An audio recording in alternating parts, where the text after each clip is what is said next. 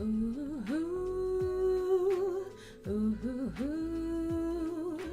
Who's ready to get this party started?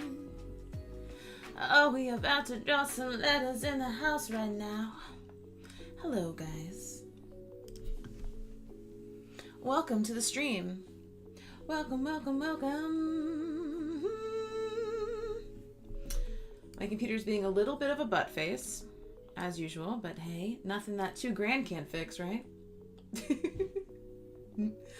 Please let me know in the chat if my audio is okay with the video. And that the music isn't too high and the voice isn't too loud and all the things. It's really hard. It's really hard to tell when you can't listen to your own live stream because you're too busy streaming. Yeah. So today, guys, we are going to do something super awesome, which is super low key, and we're just going to hang out on the tube here. Erica says we're all good. Thanks, girl. I love you.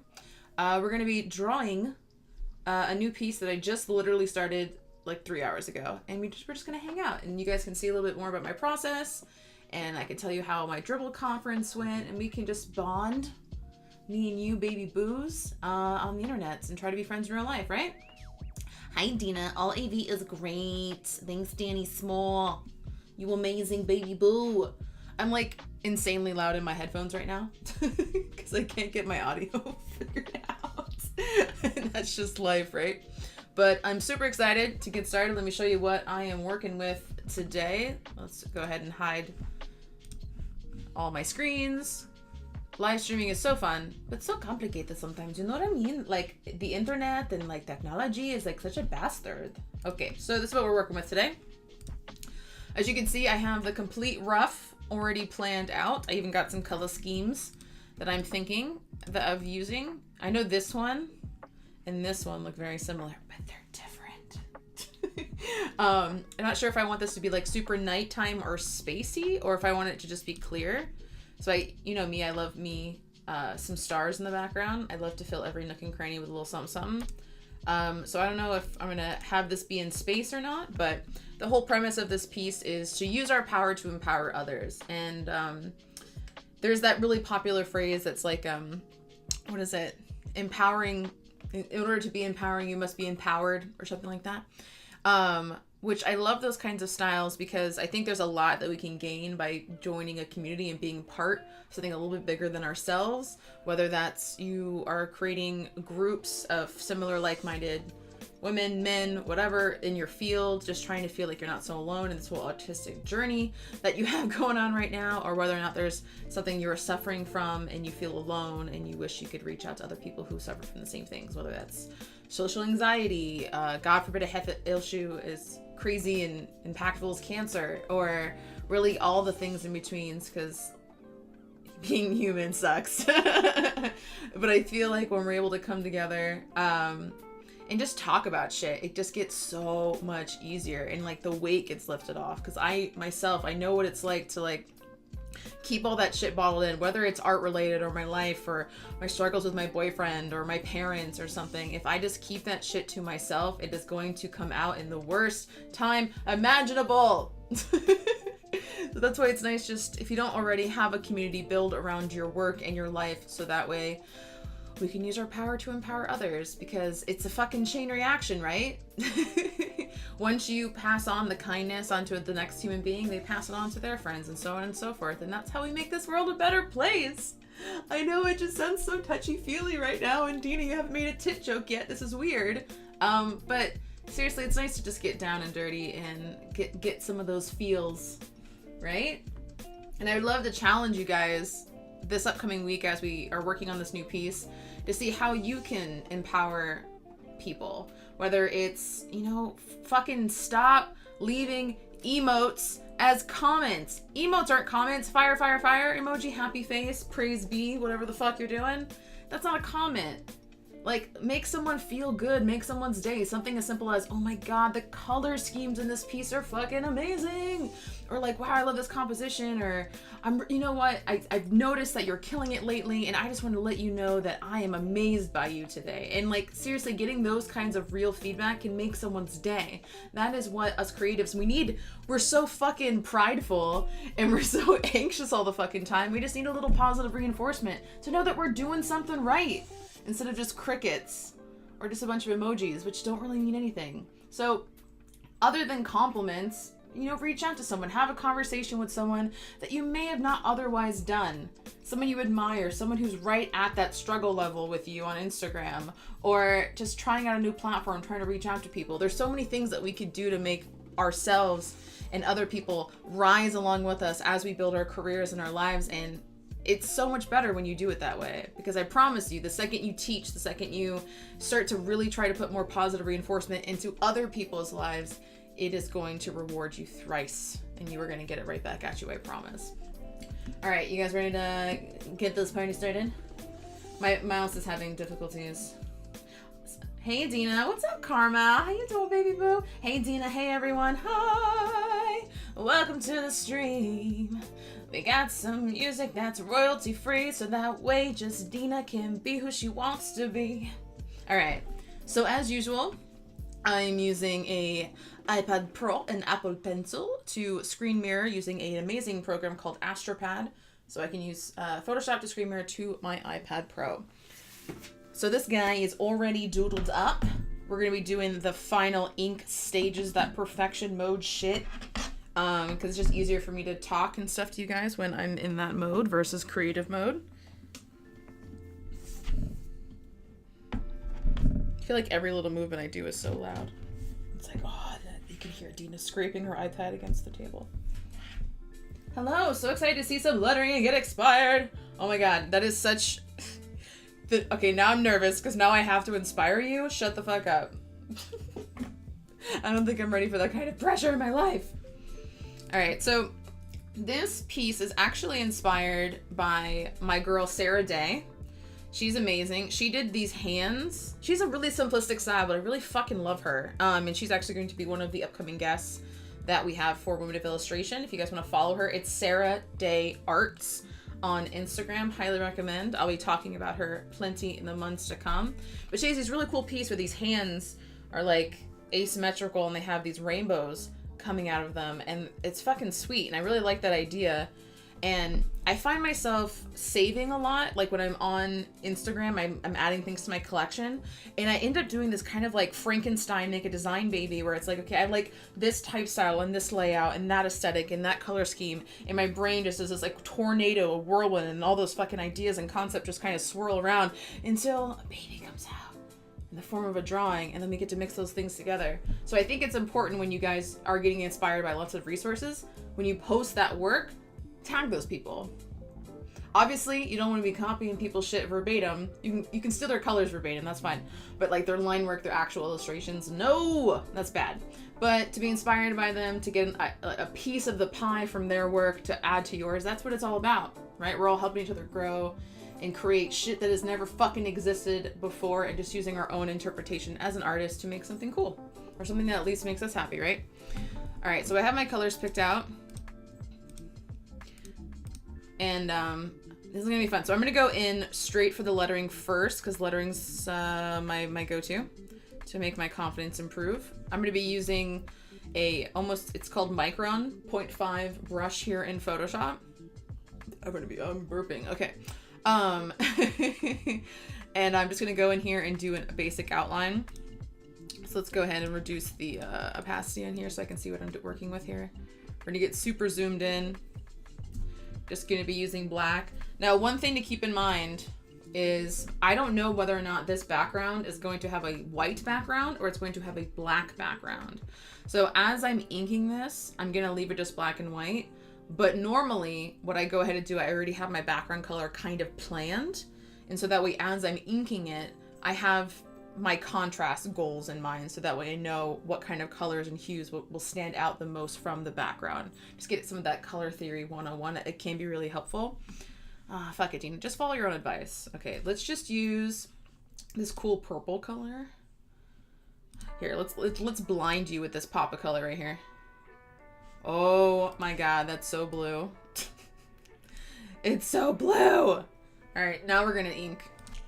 And let's ink in a color. Let's be fucking crazy. Let's just fucking do it. Let's use this fucking purple. Let's see what happens. All right. Turning on the iPad, putting in my password that you don't get to know. Gonna let it show, gonna let it grow. Oh, turn it around. Make everyone else think you a clown because I just want to keep going up and down on this pen tool. I don't know why I just started rapping. I just thought it'd be fun. Okay. Anytime I hear like instrumental music, I'm like, oh, I'm a gangsta. All right, let's do this. First things first, I'm gonna put some guides up in here. Make sure everything, even though blue on blue is not the best, that's okay. I have a capital letter here, so I guess I don't really need a line there, but whatever. I can kind of see it. Here, let me use a blue that isn't the same blue as my guides. I know I can change the color of my guides, but fuck it. Let's do pink, because pink, no, let's do yellow. I don't know. What colors do I use? Oh, now it's yellow. All right. Now I'm gonna let's use this crazy purple color. Let's make your eyes just go, what the fuck? All right. Guys, feel free. These kinds of live streams are much more just us hanging out. So if you guys want to be productive, this is your opportunity. Get a piece of paper, open up Photoshop, do what you gotta do. Hang out with me. All right, let's draw some stuff together. And if there's something you're making right now and you want to critique on it or you want some eyes on your work, let me know in the chat. Put it up on Instagram or Twitter, or you can email it to me at dina@lettershop.com and we can bring it up and look at it.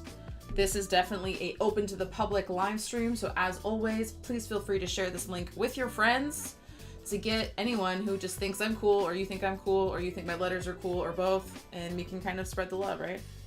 Okay.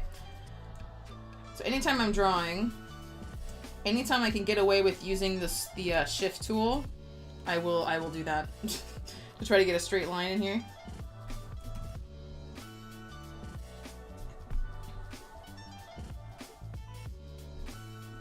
Especially for my serifs here. Now, since I've done so much work already, I'm kind of going for it, but you can still kind of see how I'm building out my layers. Whoa! I want that shit to be purple, not white. What you doing? All right. I always like to add in the actual lines for my serifs, and then I kind of connect them down to do what's called a traditional serif. And I'm trying to do like little baby serifs. Like, I don't want these serifs to be like, boom, in your face. I want them to be decent sized, but I don't want them to take away. And this style originally wasn't supposed to be serif.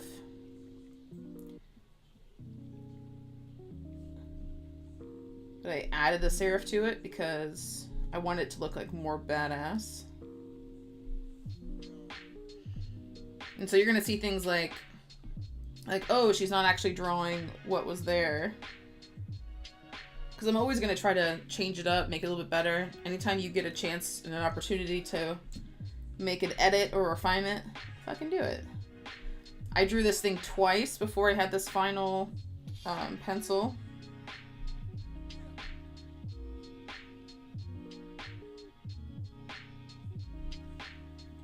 Ooh, I don't like that. I want it to be straight. I'm so bad at straight. I have to be like, I have to hit that shift button. And then if I have any ideas for like how to add more flair to the layer, I'm gonna go ahead and do that. Like, oh, hey, this bottom of this E would actually be a lot cooler if it was parallel with this line and just kind of like licked into itself. And things like this S is drunk and falling over. I'm not too worried about it. I'm really looking at the line width and the structure of the letter. Things that I can just rotate and use the skew tool later. I'm not too worried about that.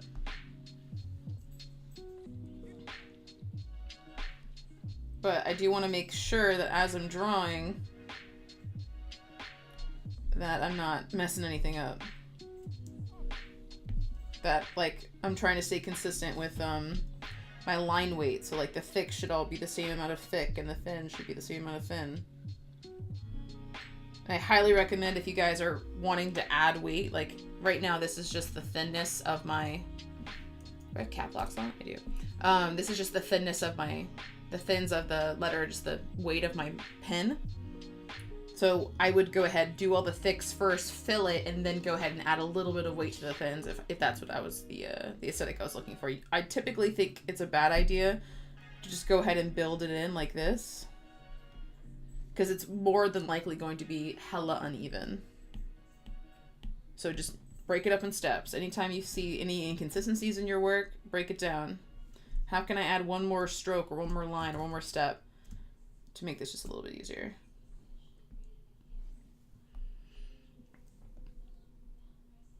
All right, so let me tell you about what happened to me this week. So I was kind of out of it because I was doing a speaking event over at Dribbble Hangtime, Seattle. For those of you who are unfamiliar, just in case there's a few of you out there, Dribbble is a very cool platform, 3Bs, because the domain with 2Bs was taken, so 3Bs, Dribbble. It's a curated site for designers and illustrators where you can go ahead and post your work in a super weird aspect ratio of 800 by 600, so a landscape. Don't worry, it's going to change soon, which is exciting. And it was originally created as a platform to get like feedback on your work, but lately it's just been highly curated, kind of like Behance. But I've always really loved Dribbble. Dribble's always been my go-to for inspiration, actually more so than Instagram has been. It's a great platform, and this is the second time they've ever created a conference at all. They had their first one over in Boston, and then this one was over in Seattle, so they invited me to speak at this conference, and this was my first opportunity speaking in a crowd of that magnitude, and also being like that one of the headline speakers at a conference. I've definitely thrown my own conferences, thrown my own workshops, done a workshop at a conference, but this was the first time I had like the main stage. So needless to say, I was freaking out a little bit. It was fucking crazy. I was super nervous. I spent way too much time on presentation. I haven't done stand-up in a very long time, and I treated my presentation as I would if I was doing a stand-up bit. So I did a keynote, I had my jokes, and I practiced it a lot. So like getting the timing of the jokes just right. And when I got up there, like being able to like utilize the stage and doing, pantomiming and gestures and funny faces and, trying to watch out for the inflection of my voice. And it was really interesting because so many other speakers just chill at the podium. They're just like, this is where I click buttons on the next of my keynote, boop, boop. It's very fucking boring, especially when you woke up early and you got drunk the night before. So often as many conferences are. So I think people were pleasantly surprised by my presentation. But I think it's because like, if you go to a stand-up show, right? If you go to a comedy show, you have such a high expectation of, you better make me laugh, clown, make me laugh. And you're super just like, it takes a lot because that's the point of the whole thing. But if you go to a design conference, especially one that's so heavily tech oriented and not so much like illustrators and like freaky artists and stuff, to have someone like come out with like a tit joke or something is very like alarmingly hilarious. So I got like such a visceral reaction from the audience, and people were like coming up to me like, you're so fucking funny. Ah! And at the end of the day I'm like, but was the presentation good? Because it was helping people with social media. And like, no, was the content good too, or was it just funny? They'd pause like, oh, it was good too, but it was most, it was the most entertaining talk of the day. And I was just like, okay, that's good. But it was like, did I make the mistake of making it too funny to where it wasn't like impactful? Because that's kind of the whole point of these talks, right? Hey, what's up? Hey, what's up, Fueled? Nice to see you here. I'm gonna try to speed up this process here of drawing these letters so we can get a going, a flowing. But yeah, so it was a success, and it was a little interesting because I just recently hired Rick, my boyfriend, as my videographer. So he came up with me, and Dribble's so cool. Like, they gave him an extra ticket, even though it wasn't a part of our contract, and then they also gave me an extra night in the hotel because I realized I'd have to leave at like 3 in the fucking morning in order to get to Seattle by the time the conference started. So that was very nice. Chloe, my girl at Dribbble, if you're watching this for any reason, I don't know why you'd be watching this. Thank you. You're a super, super nice lady. I appreciate the free stuff to make my life easier so I could have a better talk. You just got invited to Dribbble. So excited. Yes, Danny. Dribble's fucking cool. I love Dribbble. I think one of the things that gets me the most like bonafide and just like super psyched about Dribbble is they have a scheduler. No other social media, like there's very few social media platforms that have a scheduler as a part of that platform.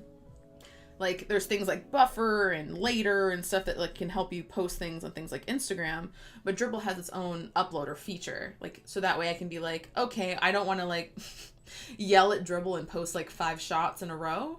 So you can go ahead and schedule them out to come out like every morning of that week at 8 o'clock or something like that, which is really nice for those of you who are just getting started with Dribbble and you want to load up your best work on your portfolio, but you don't want to have to do it all at the same time. That, I was like, that's fucking cool. I was really excited about it.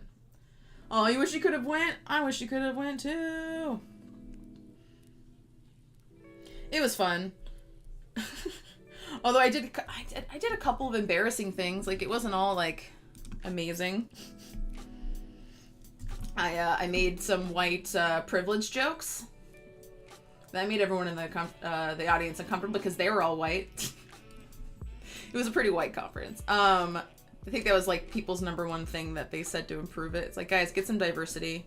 I think it was me and one other person were the only Spanish people I saw, and there was one fucking beautiful black lady there, and she stood out so hardcore, not only because she was, you know, fucking black and a sea of white people, but she just was like, had like the colored braids and stuff. She looked really cool. I would love her, and she just was like silent as fuck. I was like, oh my god, I wish I could be brave enough to wear your outfit because it is my world. And that, it was just really funny how quickly the audience turned on me. I started to talk. I made like little jokes about the patriarchy and shit. Oh, that made everyone on all the other men on the stage super uncomfortable. But it's like, don't bring Dina to your conference unless you're prepared for shit to get real and for curse words to come a-flowing, a-growing, a-showing out of my mouth. I bet your prezzo was refreshing. Yeah, refreshing was a term that was said, yeah. Oh, that's brilliant. But it was a good time. I hope they'll invite me back again to do it. I got to do a talk. It was 20 minutes. And I made them cheer for me twice because the first time I saw Rick, because he was filming it, didn't record the audience clapping. So I was like, hey guys, can you do me a favor? Can you make me feel like a big deal and clap again? Because Rick forgot to take a shot of it, and Rick got like all embarrassed. Like, I'm sorry, I probably should have thought to do that. I was like, yeah. So there'll be a video coming out soon here on YouTube to give you a recap of the Dribbble conference and also giving you all the takeaways from the talk. I'm not going to give you everything because you didn't pay the $300 for the ticket for the conference, but I'll give you a little something, something. You know how much I love to give you guys free content. Because hopefully you'll pay it forward. You tell the people about the letter shop. Or maybe you buy a lettering workbook or something cool. Or maybe you're just a fan and you just give me a follow and make me feel important. That's fine too. So what have you guys been up to for these past 2 weeks? It's been a hot minute since I've been able to post anything on not Dribbble. There's so many platforms on YouTube. Anybody make anything cool? Any milestones? I personally am really trying to post on Instagram and not give a fuck. It's so fucking hard to not have a complex about Instagram. I hate it. I like literally took 2 weeks of my life, of my fucking valuable ass time to just study the algorithm. I bought books. I fucking like ebooks. There's not printed books on the Instagram algorithm. Fucking took like old school boring as fuck webinars from like marketing guru, vast fucking piece of shit people. That's just like, they couldn't be more white bread if they fucking tried. It was just so boring. And was just really trying to figure out like, how the fuck do I use this platform? Like, if I learn the secrets, if you tell me what to do so that my own following can see what I'm doing, maybe it'll work. And I tried everything, man, to really figure this stuff out. And I wrote a recent blog article that you guys can check out at lettershop.com. I'll put the link in the chat for you. I think I did 10 tips. I'm not 100% sure. I think I spelled my username right. You can copy and paste that. I'm too lazy to put HTTP in front of it. Some tips you guys can use to get around the algorithm, or put the algorithm forever in your favor. All right, fueled by letters. You have been doing more lettering. Good. Finish a logo icon. Still making a word mark for it and other branding applications just for fun. No paid freelance work yet. What's the lettering word mark for you? Is that just like your own personal word mark?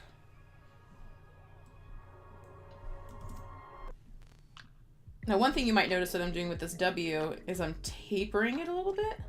So notice how it's thicker up on the top and thinner on the bottom. Doing that on purpose to increase readability. You typically want to do that with really wide letters.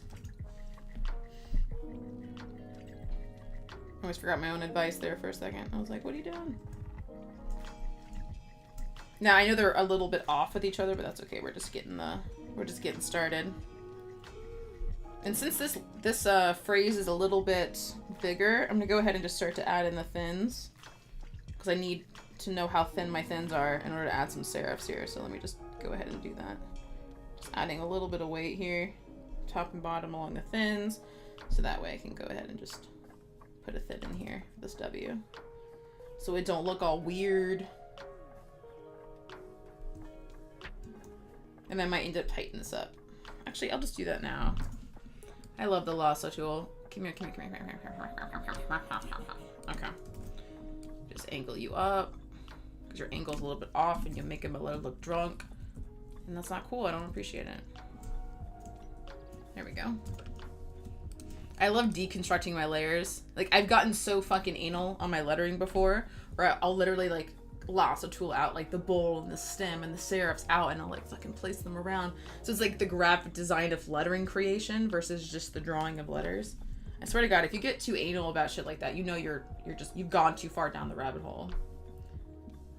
You just started supporting your patrons, so I've been diving into your zines. Valerie, thank you. Which ones have you been checking out so far, Val? Which one's your favorite? Is all of them your favorite? I actually just finally, it took me like, I don't know, a year and a half to finally put my zines on Creative Market. So I just uploaded the first one, the Victorian zine, which was my first lettering adventures zine that I ever did.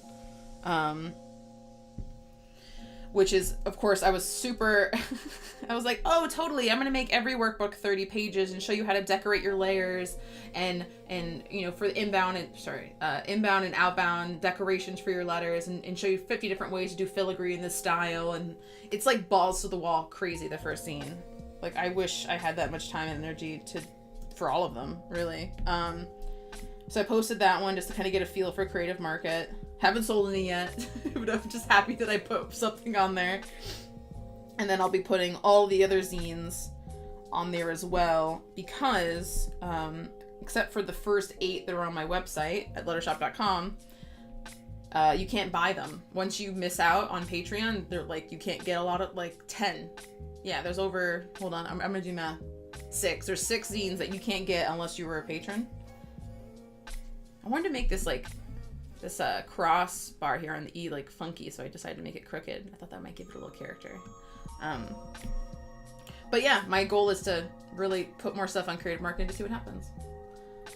You binged Women of Illustration last week? Danny! That's what's up! You binge watched it? Okay, you've been working up with coming up with some passive income ideas. What ideas do you have in the works? Are you gonna make what kind of digital products? Are you thinking like a course? Or you want to make like graphics and put them on Creative Market? What are your thoughts? I'd love to give you some feedback. No, you decided to redesign an existing restaurant. Ooh, so you're just doing like the fake client work? I love that. In Ohio, called Noodle Cat.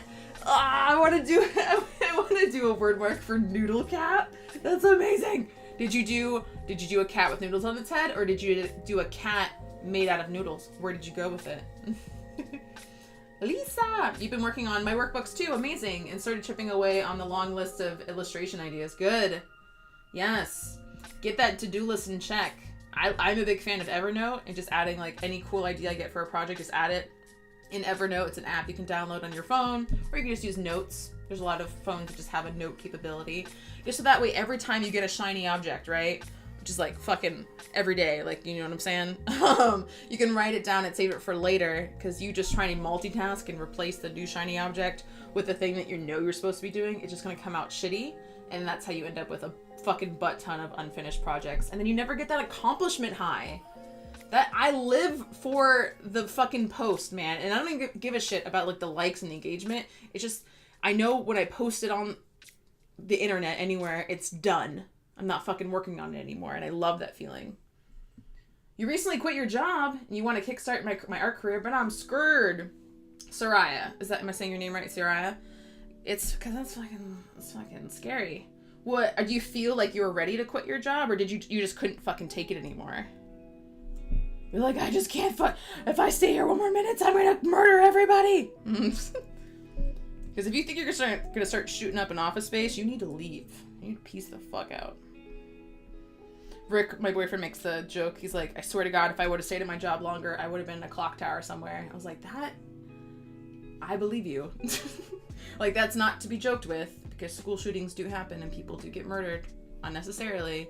But at the same time, like, let's check in with ourselves. Don't get to the point where you get so fucking unhappy with your job, you're willing to, like, I don't know. I think settling is the worst thing that we probably do. I'm sure a lot of us aren't going to start shooting up our place of work, but I'm just saying, like, if you're really just, like, feeling that stuck, you need to peace out. Regardless if you're ready to go freelance or not, like, get a fucking coffee house job. Get a piece of shit part-time job where the people are nice and they're funny, and just get your bills paid, and then just do art on the side until you're ready to make it your full-time income, because you're going to compromise your values to work with clients you don't want to work with to pay your bills, right?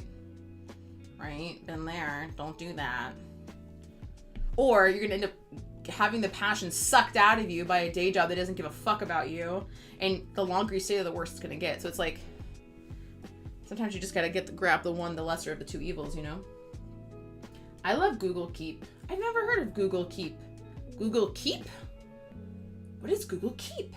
I have Google Docs, Google Hangouts. What is this Google Keep you speak of? Here, let me get some of these letters and I'll continue to read the chat. You guys are so active. I love it. I don't know what to do with this R. At first, I had something like this. You know what? I'm going to keep it. The fucking bat wing thing I just drew. I like it. I'm going to keep it around. I think I'll keep you. And before I forget, this letter is bigger, so I'm going to go ahead and add in the fins. Using that shift tool whenever I can. Nope, that's too high. I'm putting each one of these letters in a different layer. Here, let me do this too. Because I'm doing a pretty good job on this inking line, so I shouldn't have to do too much changes. But I don't know. This live stream might be an hour. It might be 5 hours. I don't know. Okay, you downloaded the font maker for iPad for now, considering font self. Cool. In the future, I also have some brushes and maybe some texture ideas. Brushes are always killer, man. Highly recommend doing some brushes. Fonts are a lot of work, so if you've never done a font, take it easy on the first round. Maybe do something pretty basic, like your handwriting, and just do capital letters and symbols. Don't do a script font your first time. You will want to die. You feel crazy pressure to get my ass in gear even more. Good. Girl, you ain't got no job. You ain't got no job. You got to get to work. It was part-time. Oh, okay. It was part-time student worker, but it was cool graphic design. Okay. Just happened on Friday. Wow. So sad. True. Man, when I went first full-time freelance, I was fucking sweating. And I had like an infrastructure. Like, I did it the right way. And even if you have like a shit ton of money saved, or you know, you have that client list, or you have some people in retainer, it doesn't make it any less scary. It's still just because those clients can just piece the fuck out. They can just stop calling you, especially the ones that you think you have lined up. Like, oh, it's in the bag. They approved my quote. They said they like my work. Now I'm just waiting for the contract to get signed and the deposit. Like, that could be a 6-month wait. You don't know. That client has all the power. That's why it's so important to get diversified revenue streams. And if you guys are interested in learning more about diversified revenue streams, we did a interview for Women of Illustration on it, and that was a twofer with Kat Hubbs, my girl, for my Mastermind group for Lettering Adventures, and who else was there? Oh, Miss Lopez. Yeah, so it was a pretty good episode. You guys should check it out if you haven't already. Alright, 2, you're as good as you're gonna get. And I also want to do this kind of like weird, like the power is like coming out, like it's flying out of Empower. So that would be cool.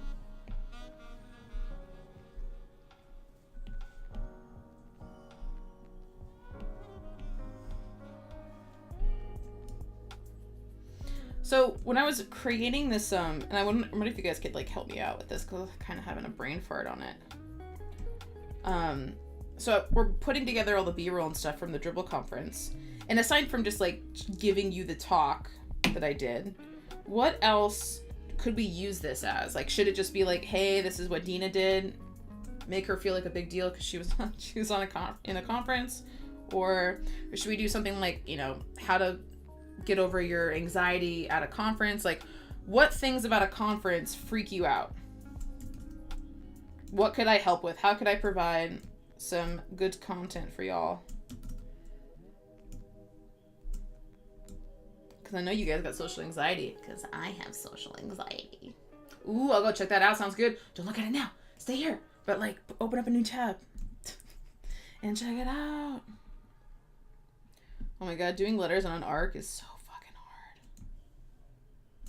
It's so hard, guys. Oh my god. I'm building this in such a weird way. Alright. Shh, don't look at me. Don't look at it. Alright. Gonna make this stand just as thick as the second one. But it's so fucked up, I have to fucking really focus in order to make that shit up. Because I want it to be pointy. You want to make something pointy, you have to kind of give and get. Like, see how it looks like a pointy? It's all pointy on the right side, so I have to even it out. Because it's got to be even. Like, M's and W's suck. Like, the space between this and this needs to be the same. And that's how you know if your M is messed up or your W. I see so many times where, like, this point is, like, over to the left or to the right, and it bugs me. It's all about readability. Like, the positive space is just as important as the negative space. Networking and talking to people you don't know. Yeah, should that is that what I should talk about? Like, how to talk to people? Maybe I'll do like 10 really weird icebreakers you can do at your next conference. Because I don't know, I'm pretty brave when it comes to icebreakers. I don't know if it would be helpful. But I'm the kind of person where, like, I try to be weird on purpose within the first 30 seconds of meeting with someone, because that tells me whether or not they're going to waste my time or not. You're either A, going to be like, what the fuck is wrong with you? And you're going to leave, and I'll be like, cool, thanks for not wasting any of my time talking to you. We're just not compatible. Or they're like, ha, you're so funny. I like you. And it's like, oh, you're my people. Like, I'll sit and hang out with you. So, like, that's always kind of the way I think about networking events.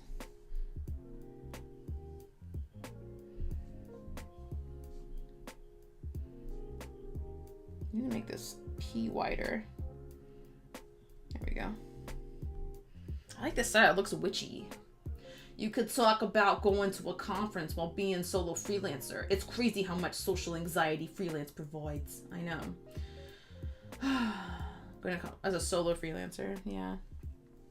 Especially Dribbble was really interesting too, because I didn't know what to expect. Like, I didn't know what the crowd would be.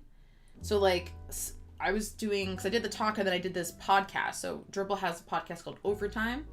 That's fairly newish. And so we did a live podcast in front of the audience, which I'm excited to hear, because I'm excited to hear like people clap and like people's like questions and like shout outs and stuff. That'll be, I think, really adds like a whole other layer to a podcast, right? With that sound in there.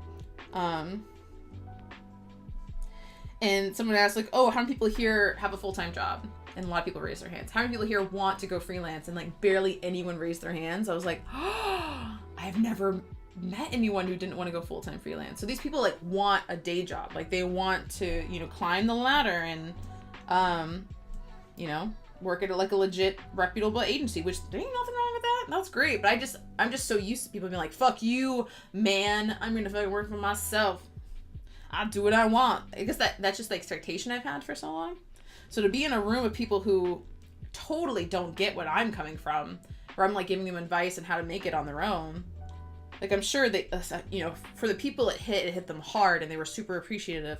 Or for a lot of people, they're like, oh, look at this girl trying to do it on her own. Especially when I say to an audience right now, like, oh, I'm actually making a full-time living without client work. They're like, what the fuck what do you mean? Liar. What do you mean you don't have clients? How do you make money? You fucking homeless? Oh, you got a fucking trust fund, don't you, boo? I'm like, I come from the trailer park. I ain't got no trust fund. Like, what are you talking about? I was poor as it comes. Goodwill. Not even Goodwill. My mom cleaned houses for a living. And she would, like, take all of their stuff to Goodwill for them. And it would be, like, fucking Christmas. She would, like, come home with, like, this garbage bag full of rich people clothes. And me and, like, we had a lot of people living in our house to help pay rent. So we always had, like, kids. I'd always share my room with another kid or another family or something. And we would fucking be Christmas and we'd go in through the garbage bag, like, getting, like, like, shirts still with fucking tags on them because I never wore it. And that's how I got, like, all my clothes growing up. Because, like, it would have been at Goodwill, but I snagged it before it ever reached there. So it was a good system. But it was just interesting, like, the way people perceived me being like, oh, I just draw whatever I want and I get paid for it. They're looking at me like, who the fuck? What do you mean? I don't understand. I must have come off such a weirdo. Yes! Fly the weird flag at the start. That is perfect. Do you think that maybe it is because of the high cost of insurance, etc.? What do you mean? Oh, so why people don't want to go independent? I don't know. I think it's the security. I think that's probably the most obvious answer, right? Like, you know, just like I said, clients can stop calling, but at the same time, like, how I think of it is... Oh, I forgot that I'm tapering these W's. I almost forgot. Just tapering them a little bit. There we go. I should probably have a guy down here. All my lines are gonna be all weird. Like that O is like hella off. But yeah, I think it's just I mean, I'm sure it could be health insurance, right? But I think it's just fucking scary. And I think it's because this was such a designer conference versus like an illustration conference. Because the only other conferences I've been to are like Creative South.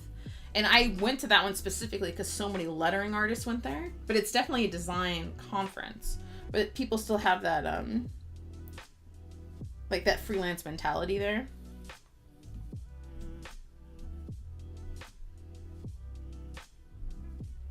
But I don't know.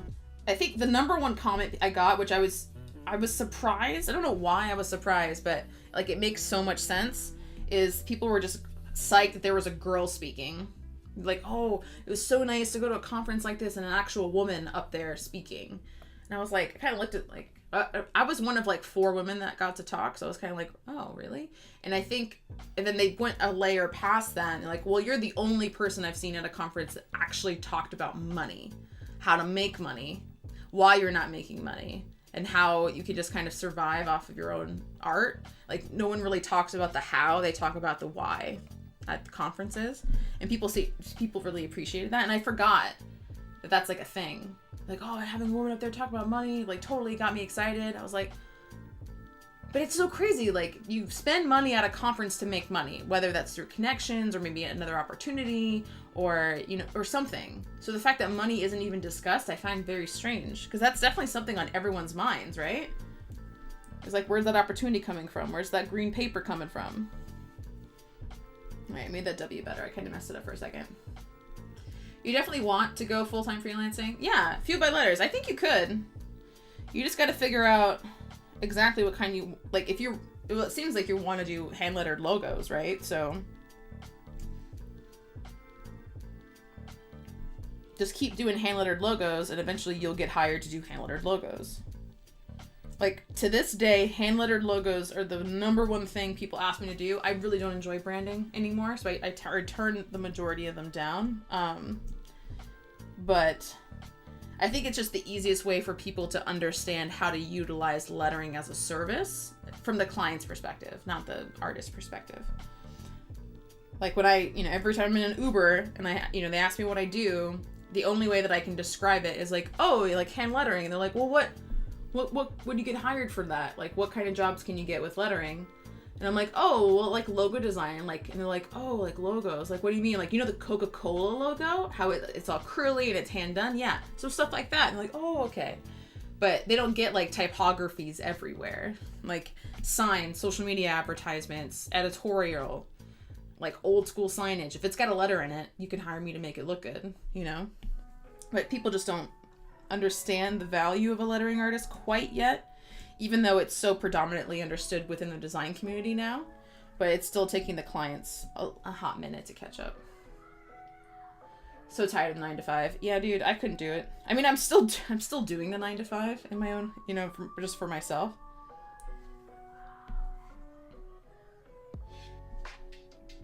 But I definitely feel like I'm not hireable. Like, I'm not for a full-time job. Definitely not. Oh wait, I need to make this R look like the other R. What did I do? I did like a hook. Oh, it's so fat. All right, Dina, let's do this first. And then we'll go. Whoop. I'm taking forever to do this outline. We've been streaming for like, how long? 47 minutes. That's not too bad. Thanks for sticking with me, guys. I appreciate the company. I really do. Drawing whatever you and getting paid. Drawing whatever you want and getting paid sounds great. Well, Sarah, it's pretty easy to do. It just takes time. I know that's not the answer people want. Like, I have this one person I'm coaching through Lettering Adventure, so the one-on-one personalized coaching, and he's getting so frustrated because it's taking longer than 2 months or 6 months or 3 months to start to get where he wants to be. And I have to remind people, like, yes, it's doable. Yes, you can make a living doing what you love. You can draw whatever you want to get your income in there. But it's going to take years. Not months, not days. Years. And if you don't have that in you, that's okay. There's nothing wrong with that. But seriously, just like making something, posting it consistently for 2 years, 3 years, just in your spare time. Keep your full-time job. Save all that fucking beautiful creative energy for yourself when you get home. And I promise you, it will pay off. You just have to keep turning it. Yes, there are the lucky ones. The lucky ones. The ones that piss me the fuck off. Because they're pretty or because they knew somebody or something. They get there faster. It's possible. But they're the exception, not the rule. It's like, not everyone's just like, oh, you can't, what do you mean? It's gonna take longer than a month? I'm done watching you, Dina, fuck you. It's like, all right, well, you weren't cut out for this kind of line of work. It's about the long game mindset. But yeah, I make all my money from a mixture of Patreon. So you beautiful people who are watching Patreon, thank you so much for allowing me to live off of my art. You're amazing. I'm so glad that I can, in return, help you guys get better at lettering. So that's a huge part of my income because that's like $2,000 a month. And then obviously I have all the products. So anytime I make a lettering zine, I not only can sell it on Patreon, I can sell it on other different platforms. I have affiliate marketing. So if there's a new asset that I'm trying out or a new product that worked out for me or a lettering resource or something, I talk about it and just use an affiliate link, and that's a nice chunk of change coming in a bank account. I have third-party print-on-demand services like Redbubble and Society6 that I upload my artwork. That's another piece of the pie. Every once in a while there's client work. Those are always the bigger. Like I have a $10,000 project coming up here whenever the fuck they want to give me my deposit. We'll see.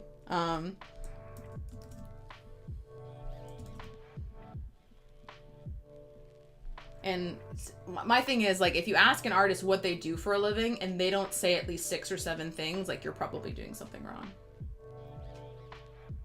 Definitely chalkboard work and murals. Girl, then why are you not doing chalkboards and murals if you're doing the hand-lettered logo life? You could, you know, just go up to businesses and just do it for free to have some stuff in your portfolio, or do what Lauren Home did. And, you know, hey, we want a hand lettered chalk menu. Like, just give me the food. Just give me some free food that I'm going to hand letter as your special, and then call it a deal, right? The key to getting the work that you want to get in this world is showing that you can do it. So just doing free work or nonprofit work or personal projects and mocking them up in order for them to look real. Clients don't fucking know. It's really funny, like, you could do an illustration, but until that client sees a real use case for it, like a mural, it's on a pillow, a t-shirt, a print, an advertisement on a bus, it's for some reason that helps them put you in a box to where they know what to hire you for. I don't know why. If you're an art director, you're just like, oh, you look at the skill, the style. You don't look at the usage. But clients that aren't creative, like especially the small businesses, aren't going to know that. All right, full-time freelance for sure. Smith and Sylvan Creatives. I like how you have 2 people in your username. That's great. It's definitely intimidating starting for sure, but I think what's helping is knowing that there's a huge community that supports and great influencers like Dina that get value. Oh my god, I get so much. Oh, that's so nice. You just get so uncomfortable. I'm like, oh. Thank you so much.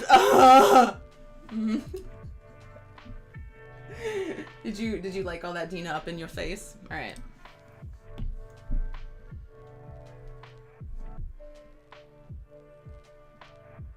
Yeah, don't forget about the shift tool, bro.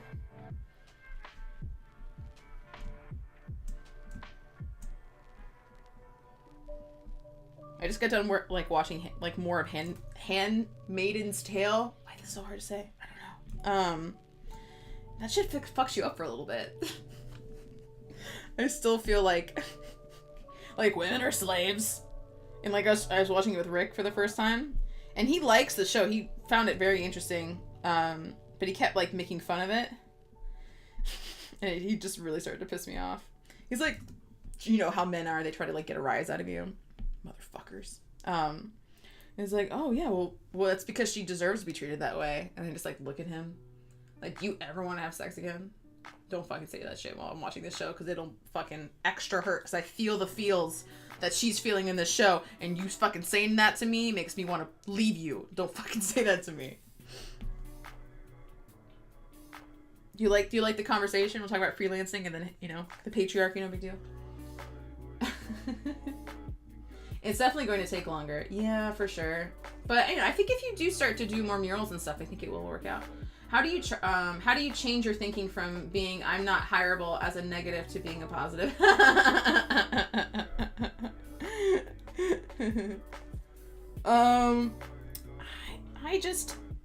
I think some people are better off working for themselves than they ever will be working for anybody else, and they're just made out of something a little bit different, and it's that extra layer of ambition where they just keep trying. They just keep failing and getting back up and putting themselves out there. And those kinds of people, it's really fucking hard for them to work for somebody else. And if they do work for somebody else, that boss has to be cool as fuck. Every single job I've had, I brought so many ideas to the table, and I was really just, and I felt for them, and I work for you. I only want to help your business succeed, and was so passionate about it. And I found myself getting turned down. I wasn't even invited to meetings. They wouldn't try my ideas. They didn't listen to me. This happened so often that I just got fucking fed up. So maybe it's just I never found the right opportunity as a day job, probably. And my last day job wasn't bad. I just really disliked the work that I was doing. I think if I was doing full-time an illustration job, which is so hard to come by, but let's dream for a second. And it was a really nice company culture. I love the fact that people actually think about company culture now. That's a thing. That's a hot term now. Then it could probably work out, but in my experience, it was just so hard. And I just felt disrespected every day, and I felt beaten. And it really hurts your confidence as not just an artist, but as a fucking woman, as a person. So I don't know if it was a sexist thing, or I was too cocky, or maybe our presentation was wrong or something, but I just felt like such a failure at these jobs. because I felt like they were making bad design choices. They weren't thinking about the user experience. They were just going for cheap and easy, and that fucking pissed me off. I definitely don't know anyone else. Girl, you can get some shit. I'm gonna read all your messages. I think what my issue is from joining Patreon is what kind of content to provide. You want to do various design work, not really just hand lettering. I mean, Patreon has two different models, okay? So Patreon, you can go for the product model, which is lettering adventure. So that's my model, which I'm slowly switching it to a community-based model. So it's the latter being community-based. All right. Now that we got this guy all done, I'm gonna do some stuff. I'm gonna turn off all this stuff so I just really focus on this yellow as fuck background. Purple, yellow, purple, yellow. So you have the first being products, and then the second being community. So Patreon, I'm trying to say it right, Patreon, like a tree, was originally a community-based platform, meaning all the content that you provide is always going to be free. So there was no difference between you posting something on Instagram versus Patreon. People just went to Patreon not only to have almost like an email newsletter kind of experience with your content, and the fact that it's still chronological is obviously amazing. They would just support you, and then you would give them behind the scenes content. So like time lapses, you could do something like tutorials, but it mostly was just showing the process and the madness behind the artwork is what got people excited to see what you were doing. Because especially when Patreon first started, no one was really doing that. And so that's actually the model that I recommend people go after. Like the key is create artwork consistently, posting on that platform, and don't even ask people for money. Don't ask for a cent. Just have one reward, and that reward is $1 on Patreon. And then you in your bio, you just ask people to follow you, because if they follow you without them pledging, they still get access and emails to any content you post on Patreon that's public, right? Like right now when I posted about this live stream, that was a public post, so other people who weren't giving me money actually saw it. Then you can set, obviously, like post depending on your pledge amount later on down the road. Now I'm like looking at this letter and I can't talk at the same time. Okay. So that's why I think people should start, like, because then it's more about the rule of reciprocity of like, hey, I'm going to give, and then eventually you'll want to give back to me. And it's just like, and I think using Patreon as a newsletter is actually genius because, you know, and my mastermind group has heard me say this so many times, so forgive me.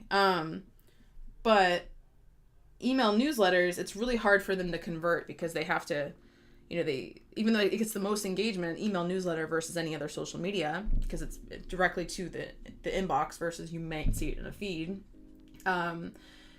It's hard to convert to get them to hit another button or to buy something or something. But on Patreon, you have every single post. Right next to that post is become a patron for $1. Become a patron for $1.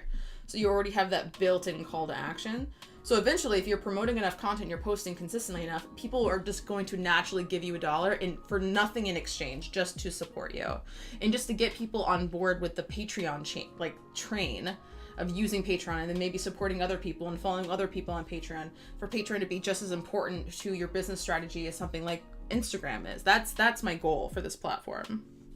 And then use your goals, like the goals that you put on Patreon, as the next tier that you offer. So if you have $1, maybe you wait until you have 100 patrons, so $100 at $1 a piece. Then you open a $5 tier that does weekly live Q&As or behind the scene time lapses or digital download. A lot of people just give you the high resolution version of their work. That's a big thing that people do on Patreon. And then you can kind of grow it organically from there. Or you can just go for the product. Digital products always make sense. I really do not recommend selling t-shirts or pins or stickers or something. That's just going to be a logistical nightmare. Don't do that to yourself. It's such a bitch. It really fucking sucks. I don't recommend it. But yeah, I think everyone should have a patron. Everyone who's watching me right now, make a fucking patron. I love this platform. It's amazing. I made like a decent, I made more money from Patreon last year than most people made at their day job. And that was just one part of my income. So I highly recommend it. And yeah, it might take a while to grow just like anything else, but you know what? At least it's something that you're investing your time into that can have a payoff.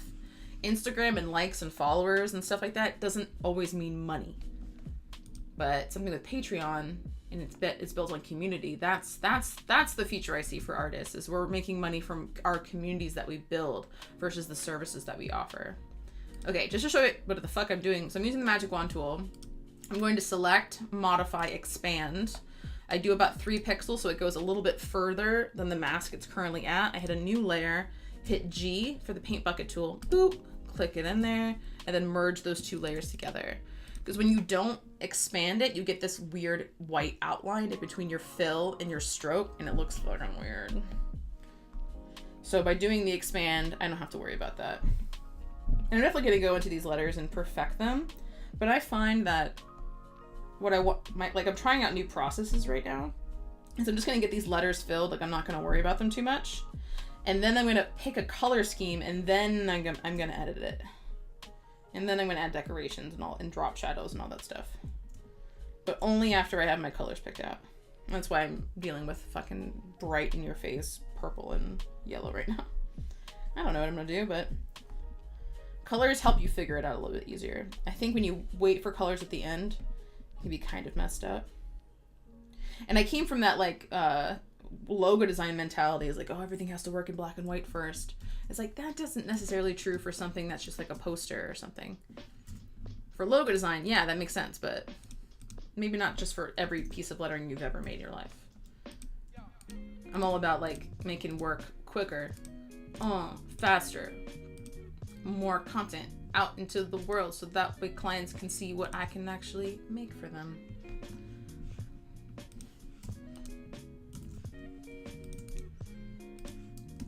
Let me get these things filled and I'll check you guys out in a second. Can you believe this is royalty playlist? I know I say that every time we are on a live stream, but seriously, that shit's next level. It's so jazzy and like sexy. There's like a couple things here, like I forgot to add a serif and whatever. Also keep in mind, as we're drawing, if there's anything you guys want feedback on, I'm more than happy to take a break to critique some lettering or look at your social media or something like that. Once I get all these letters filled, I'm totally down to do that. If you guys would, if you are interested. If you don't want feedback, that's totally fine. But if I can help, I'm down to help. Check it out. Oh, I love like fucking instrumental music that just like all of a sudden just goes, like, just like random little like riffs or something. I think that's so fun. Did I do the expand? Oh, I forgot this guy over here. I forgot him. Okay, let me fill. Just want to show you the difference. So if you don't use that expand, I can't really see it in this O until I back up. Well, now you just ruined my point. Oh, you can see it. I don't know, I'm super zoomed in here, but here it's all fill, but here you can kind of see these little pixels showing. That's bad, okay. I want that to be clear so you don't get that gobbledygook in the way. Alright. Let's get empowered fixed up.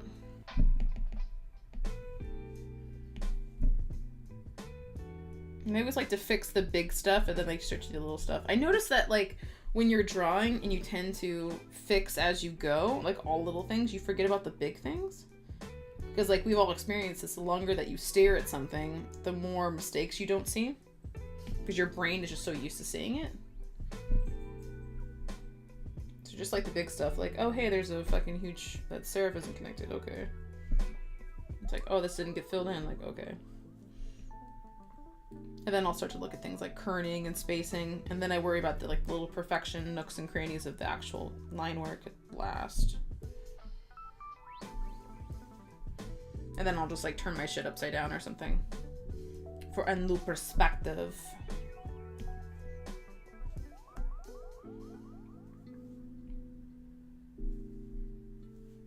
This O is like so broken.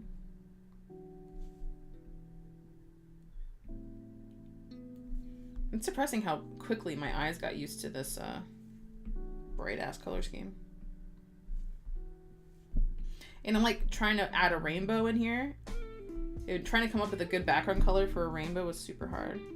Because you don't want it to be like too in your face, so I don't know what's gonna happen.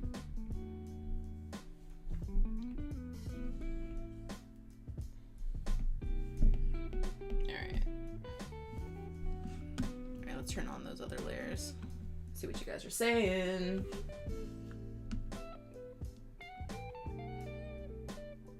It's so hard for you to reserve creative energy for personal work with a current full-time gig. Working on it though. Yeah. Elisa. Yeah, that's hard. Especially if you have a design job, like a design day job. That's super difficult. That's why I think it's probably best for you to do something really small that's creative for yourself, like 15-minute doodle. Or like you just do mark making. Like mark making is something I've recently just become totally fucking obsessed with. Where you just draw like shapes and lines and squiggles. But if you fill an entire page with that kind of stuff, like watercolor or just different micron sizes or Sharpies or something, it's really fucking fun. It looks sweet. And it's such a good way to get you excited to make something. You know what I mean? Even if it's fucking whatever, like tiny or it doesn't require a lot of detail. You don't need everything to be perfect in order to have fun making. So typically if I find myself doing like a nice, fun, creative exercise, that exercise is what I needed to get excited about making more at the end of the day. Because I definitely feel you. Because I had a creative day job and then I had to come home and be more creative. But the thing is they never really let me reach my full potential, my maxed out of creativity at my job. So I had so much left over in order to do my own thing. And I also was working on projects at the time that I was obsessed with. And where I wanted to I literally called out of work a few days just so I could stay home and work on it. That's when you know you're doing something right. When you fucking are you're still thinking about it before you go to sleep and it's the first thing you think about when you wake up. And you, even if you only got a 15-minute lunch break, you fucking bust out the sketchbook and you keep drawing more. And if you haven't found that yet, keep looking for it because I promise you it's in there somewhere. You think, okay, I already read that. Yes, love Handmaid's Tale. Handmaid's Tale is great. It's fucking dark and hurts my heart. At least I fucking feel you. Yeah, you read the book years ago. Been avoiding the show. It would just totally do my head in. Yeah. I can, it's really nice when you've seen a movie that you haven't seen the show, but it has a different literary vibe. Just like, especially when it's a narrated character from first person perspective. You can tell, it's nice to envision what that would have been like to read it. I don't know. Especially the last episode I just saw. How she was repeating stuff to herself, today is a great day, today is a great day, it's all my fault, it's all my fault. I could totally see that working really amazing on the written page. Don't even want to know what I make a year with fucking fix it. If I didn't have school loan debt, it would be perfectly fine. Yeah, loans are... Do you ever vectorize? No, I'm not a big vector person. I like things to retain the integrity of the handmade. So I never really vector unless I have to by the client. And even then, I'm only ever using the live trace tool. I never bust out the pen tool anymore. All right, let's get this hand in here.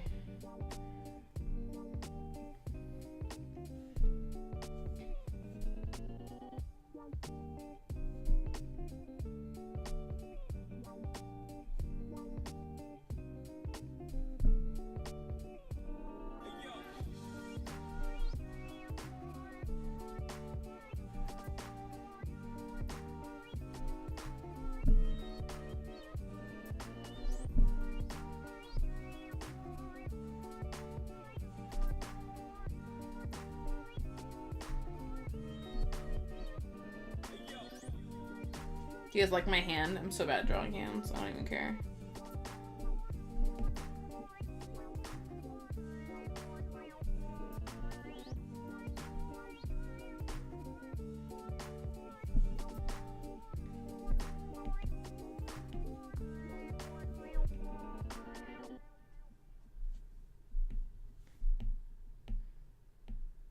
Whatever.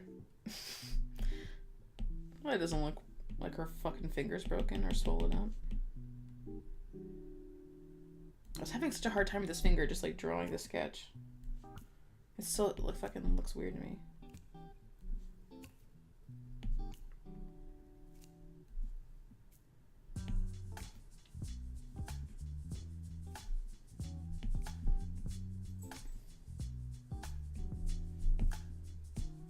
Alright, that's better. I don't care. I've decided that in all my pieces, I'm just going to add stars and spaceships. Because why not? Right? Alright, so I'm going to show you how I cheated these straight lines. Are you ready? So I'm just going to draw a big old straight line using the shift tool. And then I'm going to rotate it. This is literally how I did the sketch. Actually, I'm going to make it all wobbly. Never mind. I want it to have a little bit more of a handmade aesthetic. School loans, boo! Dude, I'm so close to paying mine off. I'm so excited. All right, we're going to try to draw a straight line without a ruler. Are you excited? I wonder if I've never actually done that, like used a ruler on my iPad. Okay, anyways, what I was going to show you, I'm totally going to try that in a second. But like, so lock your wrist, lock that shit up tight. Know this, don't do this. Lock it and use your arm to draw the line. My arm cracked. Use your arm to do the straight line. It'll come out a lot more straighter. All right, lock and wrist.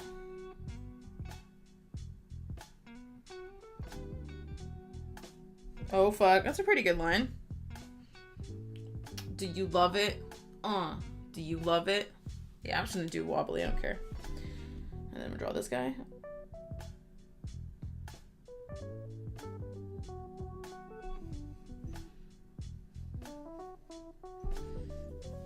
Take these two lines, duplicate them, rotate them, flip them. This is like super jazzy elevator music. Oh, okay, I didn't realize this other one repeated. Just kidding. All right, let's do this guy. All right, now let's flip a bitch. Flip a bitch around. 180, motherfucker, let's do it. All right. Anytime you want something to look good, even if it's wobbly as fuck, just fucking mirror that shit and it'll look perfect. I kind of hate Illustrator. I do too. Feel like I shouldn't, but Photoshop is forever my true love. Me too. I feel you, girl.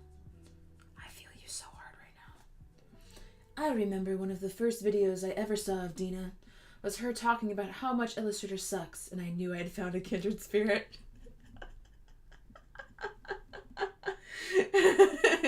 Jenny! Aw, that makes me happy. Thanks, man. Alright. And I got this hand in here. Now I want to start playing with color before I go too heavily into the lettering, so I'm actually going to put this iPad away for a second here. So many chords. Alright, underneath the headphones. Okay. Let's play with some color. Let's figure it out. Now, I don't know if I was going to do anything around the two. I thought the rainbow might be a good enough fill, but we'll see. Alright.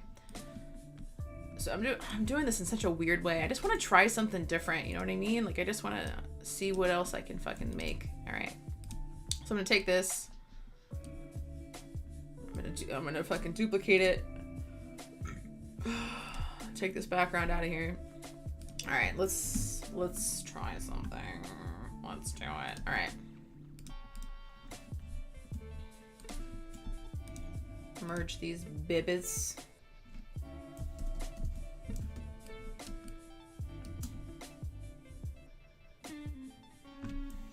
And then I'm gonna do something really weird.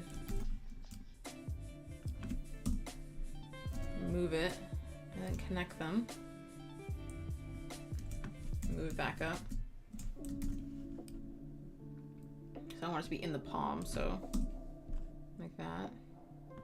Come here, baby boo. They're all connected, right? Yep. And I'm just gonna lift this up a little bit so you don't see that line, just so I can have an easier time filling this. And it's gonna be weird, but I don't care, it's fine. Okay, so select, modify, expand, go to the extra layer and see which one you want.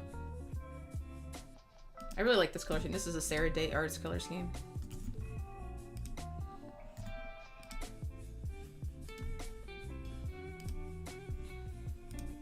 Just gonna get some things of color in here and just figure out what the fuck we're doing.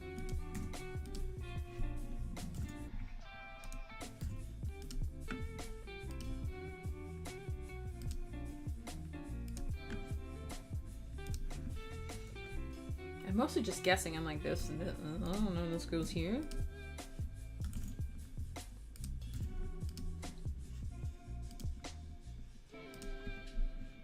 Oh, this color scheme makes me so happy.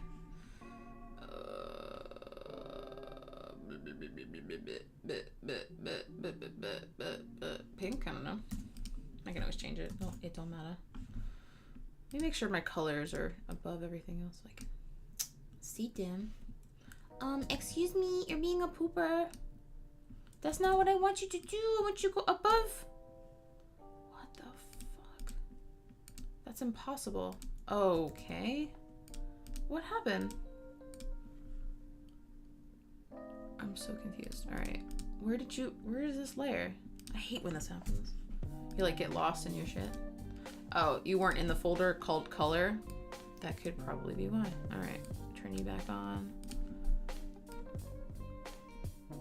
Oh, there we go. I was like, it's not showing up. Oh my god. Okay.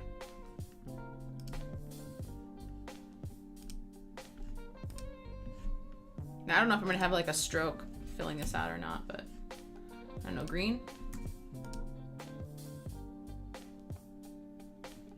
Definitely not in the right order, but I just wanted to get something in here. Put this on its own layer. Group and put it underneath this guy. There we go. Because this is the challenge I want to try to figure out is like, what color do you use on top of a rainbow to make it readable? Like, what does that even look like? Like, I don't know. Like, I don't know what I'm doing. Like, does this just have to be black? Is that the only thing we can do?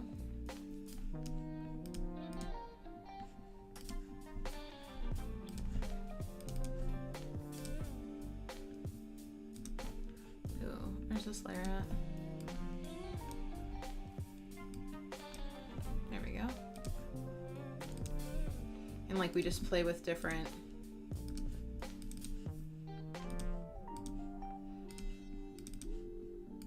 I want to figure out what our colors are before we get too crazy.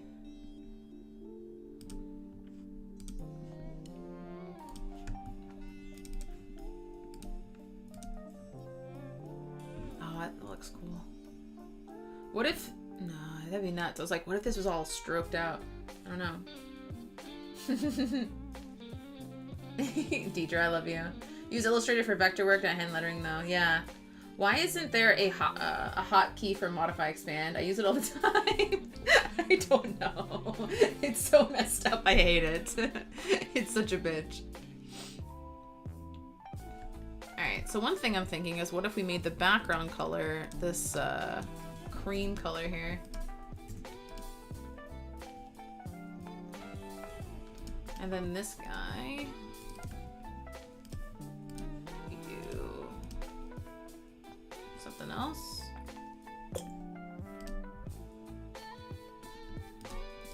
Here, what does an actual rainbow look like? Let me, oh, I forgot to tweet that I was live. God damn it. Dina, you were so bad at this whole marketing thing. No, don't cancel. Stop. I totally forgot to like tell people I was actually live. That's okay. I'll tweet it now. If you guys want to do me a solid, to go retweet the last tweet I just tweeted if you're a tweeter. And help me get some people in here. Let me make sure this link actually works. I've done that so many times where you post a link, the link's broken. All right, I think it's gonna work. Okay. Hold on. Copy. Okay, then I go over here. And then I go into here. Okay. So if you have a Twitter, retweet me.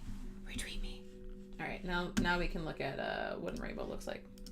I'm using like the shittiest monitor ever to look at this, so this is gonna be interesting. Rainbow. What does a rainbow look like? All right. This is gonna be fun. All right, I'm gonna follow this rainbow. So it's red, yellow. I want to do like a green. Ooh, that's a green color. I always like taking a bunch of different color swatches, and I always end up mixing them. I don't know why. I'm just like, this one's better. And then it's blue, and then it's blue, and then blue, and then it's the dark blue. And the dark blue like this the dark blue. Ooh, that's pretty. Ooh, it's gonna look all vintage and shit. And I can totally see these letters having like a white stroke around them, so we can get that some serious vintage vibes in her. Also, what would this look like if it was just white? Because we're gonna have to do a fucking something. We're definitely gonna have to do a drop shadow on this regardless. Because I originally was gonna do these, here, let me move this guy back here. And do like space and stuff. So that would need like a dark background. Would that be weird if it wasn't a dark background? Also, I think I'm gonna make this pinker. Make it a little bit pinker.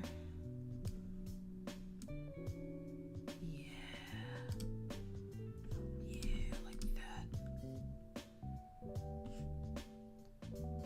Is that weird? No, I actually do like the cream better. I think if we did something like the drop shadow that has a stroke on it too, I think that would work really well. As far as the stars and stuff in the background, I'm not really sure what I'm gonna do. I don't know. Yeah, is white? Yeah, I don't know. The white kind of looked weird.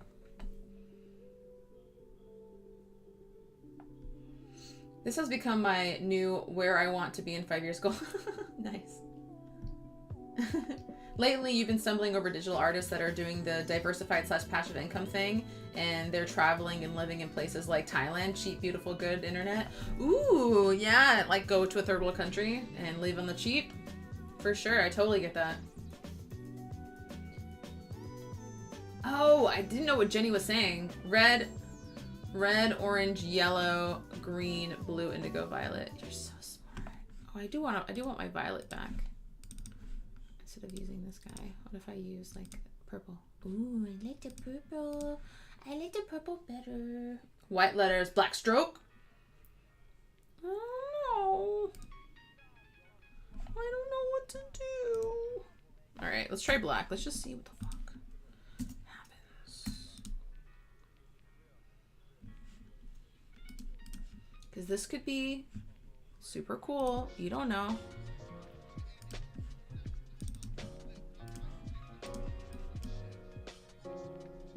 Just gotta try stuff and just see what happens.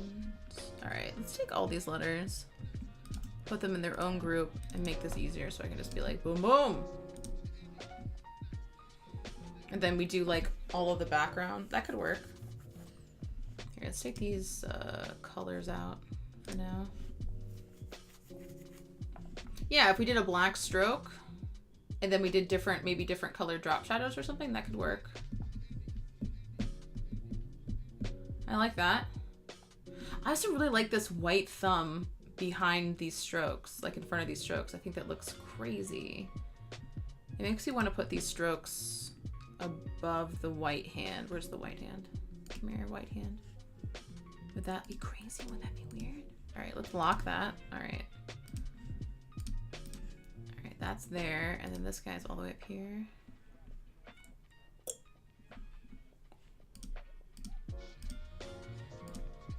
Ah, screw it. I'll leave it there. Yeah, this is cool. I'm having fun. I'm digging the black background. Me too. I'm horrible with color, so don't take any advice I give. All right, that's fine. All right, let's take back out the iPad here and start to fix up some of these letters. I think the first thing I'll do is turn my guides back on and fix the letters that I know that are messed up. I know it's a contrast nightmare, but we're gonna fix it. Don't worry. Okay, so move this guy. It's okay for him to be a little bit below and above the guides, but not that much. Get him back in line. And also center that O's kerning just a little bit. All right, anything else? These S's are a little crazy. I kind of like them a little kinked, to be honest.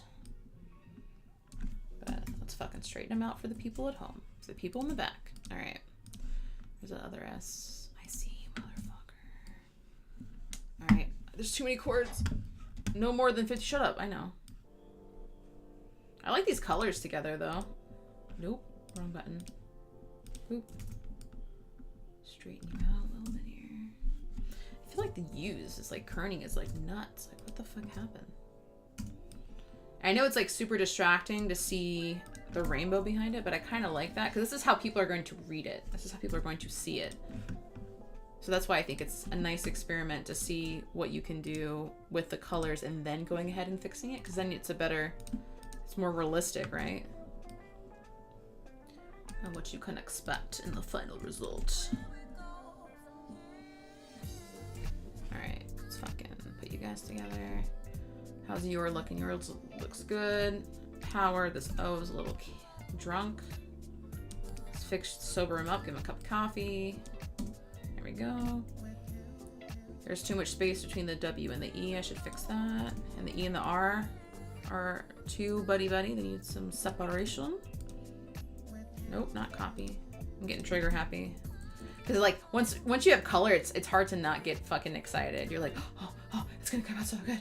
Oh my god. Must draw. And then you take shortcuts. 2 is fine. Empowered. This guy needs to, because I can see that there's more room here on the right side than the left side, so I'm just going to cut out this middle stroke and rotate. I'll have to redraw a little bit, but that's fine. There we go. Now it's even. This is the kind of shit that I look out for. This O is a little bit too above and below the lines here. And it's crooked. All my O's are always like slightly kinked to the right. I think it's because I'm a righty. So I heard left-handers have the opposite issue. Slightly above. Slightly above. Like that's fine. Ooh, I like how it like freaks out when I zoom. Slightly above is fine. It just gets a little crazy when it's too much. There we go.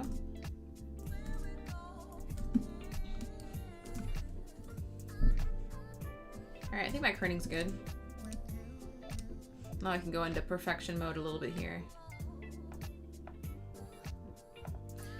So Dropper with the rainbow colors is reminiscent of the Pink Floyd album. Ooh! That's such a compliment. Thank you so much. That's so fucking nice. I love you. Say nice things like that to me all the time. Oh my god, I'm drowning in chords right now. Okay. Fucking everywhere. All right. Let's go the final mile together during this very special live stream. As always, I'm looking at my phone. All right, no one has asked for a critique. Just checking. Again, if anyone wants any feedback on a piece of work, their grid, their website, let me know. Now is the time. You're here in the live stream. You get extra special treatment because you are my friend. You get the friend hang. All right. Oh, I'm excited. It's so fun. Oh, I know what I'm forgetting. The power is supposed to like zoom up. That's what it was. I forgot. All right, let's go ahead and fix. Whoa, don't fucking run away from me. Photoshop. Don't you fucking run away from me. All right. Get super close and down and dirty. Like, oh, this E is way too fat. It shouldn't extend past the bottom, so let's fix that. All right. Like when things are like completely not smoothed out, I'm not really worried about that. I just want to make sure that, again, the thins are all the same, the thicks are all the same. Especially anywhere where I have a curve, I'm gonna make sure that actually is a curve and not like obtuse or anything. Okay. Astropad, you make yourself look so bad when I live stream. Alright, that's cool. Oh my god, stop jumping at the last second, you fucking asshole. So frustrating. Make that a little bit. Oops, that's not brush. This is brush. There we go. Do that a little bit. Get this O rounded up because I was using the shift tool.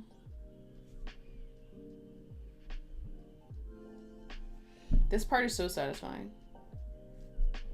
Just be in the trance of my letter formations. Let me be your therapy.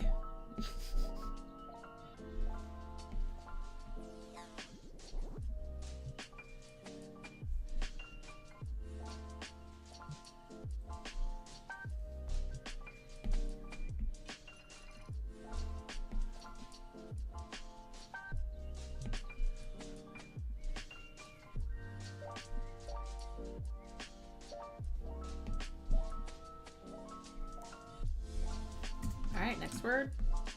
I'm definitely going to add inline graphics and stuff too. Just going to make sure that these guys are looking smexy. Of course, the bigger letters, you gotta give some special love to. The smaller letters, the more you can get away with it. Not being totally perfect. You just signed up for Patreon. I was wondering when the fuck you were gonna do that. I always talk about you because I've just like really seen your work grow and stuff, and your style is a little similar to mine, which is normal, which makes sense because you follow me and stuff. Totally fine. And I always thought it was weird that you weren't a patron. I had no pressure. I didn't want to like bug you about it or anything. I was just like, oh, I thought she was like a diehard fan. I thought she'd support me. But it's cool. Thanks, girl. Mm-hmm. Working on my bio and whatnot right now. Hopefully to start providing some free content. That's what's up. Your bio for Patreon. Oh, when you said you signed up for Patreon, you meant you made a Patreon. That's what you meant. Okay, that makes sense. They meant you supported me on Patreon. I got confused. Okay. Yeah. The key to a good bio on Patreon is just immediately tell people what you're going to give them. So for me, it's like learn a new style of lettering every single month, right? For you, it's just like follow my journey, or I'm gonna release this course, I'm gonna make this book, or whatever your goal is. To get this W figured out. This is so fun. I love rainbows so much. This was very close to being like a dinosaur puking up a rainbow, because I drew something like that for Redbubble and I really liked it. Is this not... I'm on the wrong layer? Like, what the fuck? Oh, I never combined it. Oh, just kidding. I was like, it's not working.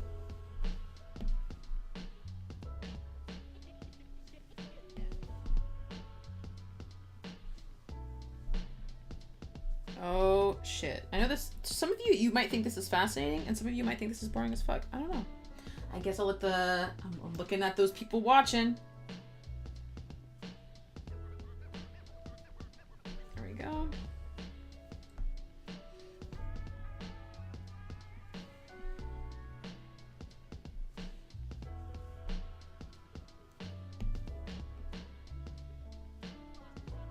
I always call these the pirate, like they're pirate R's. Arr.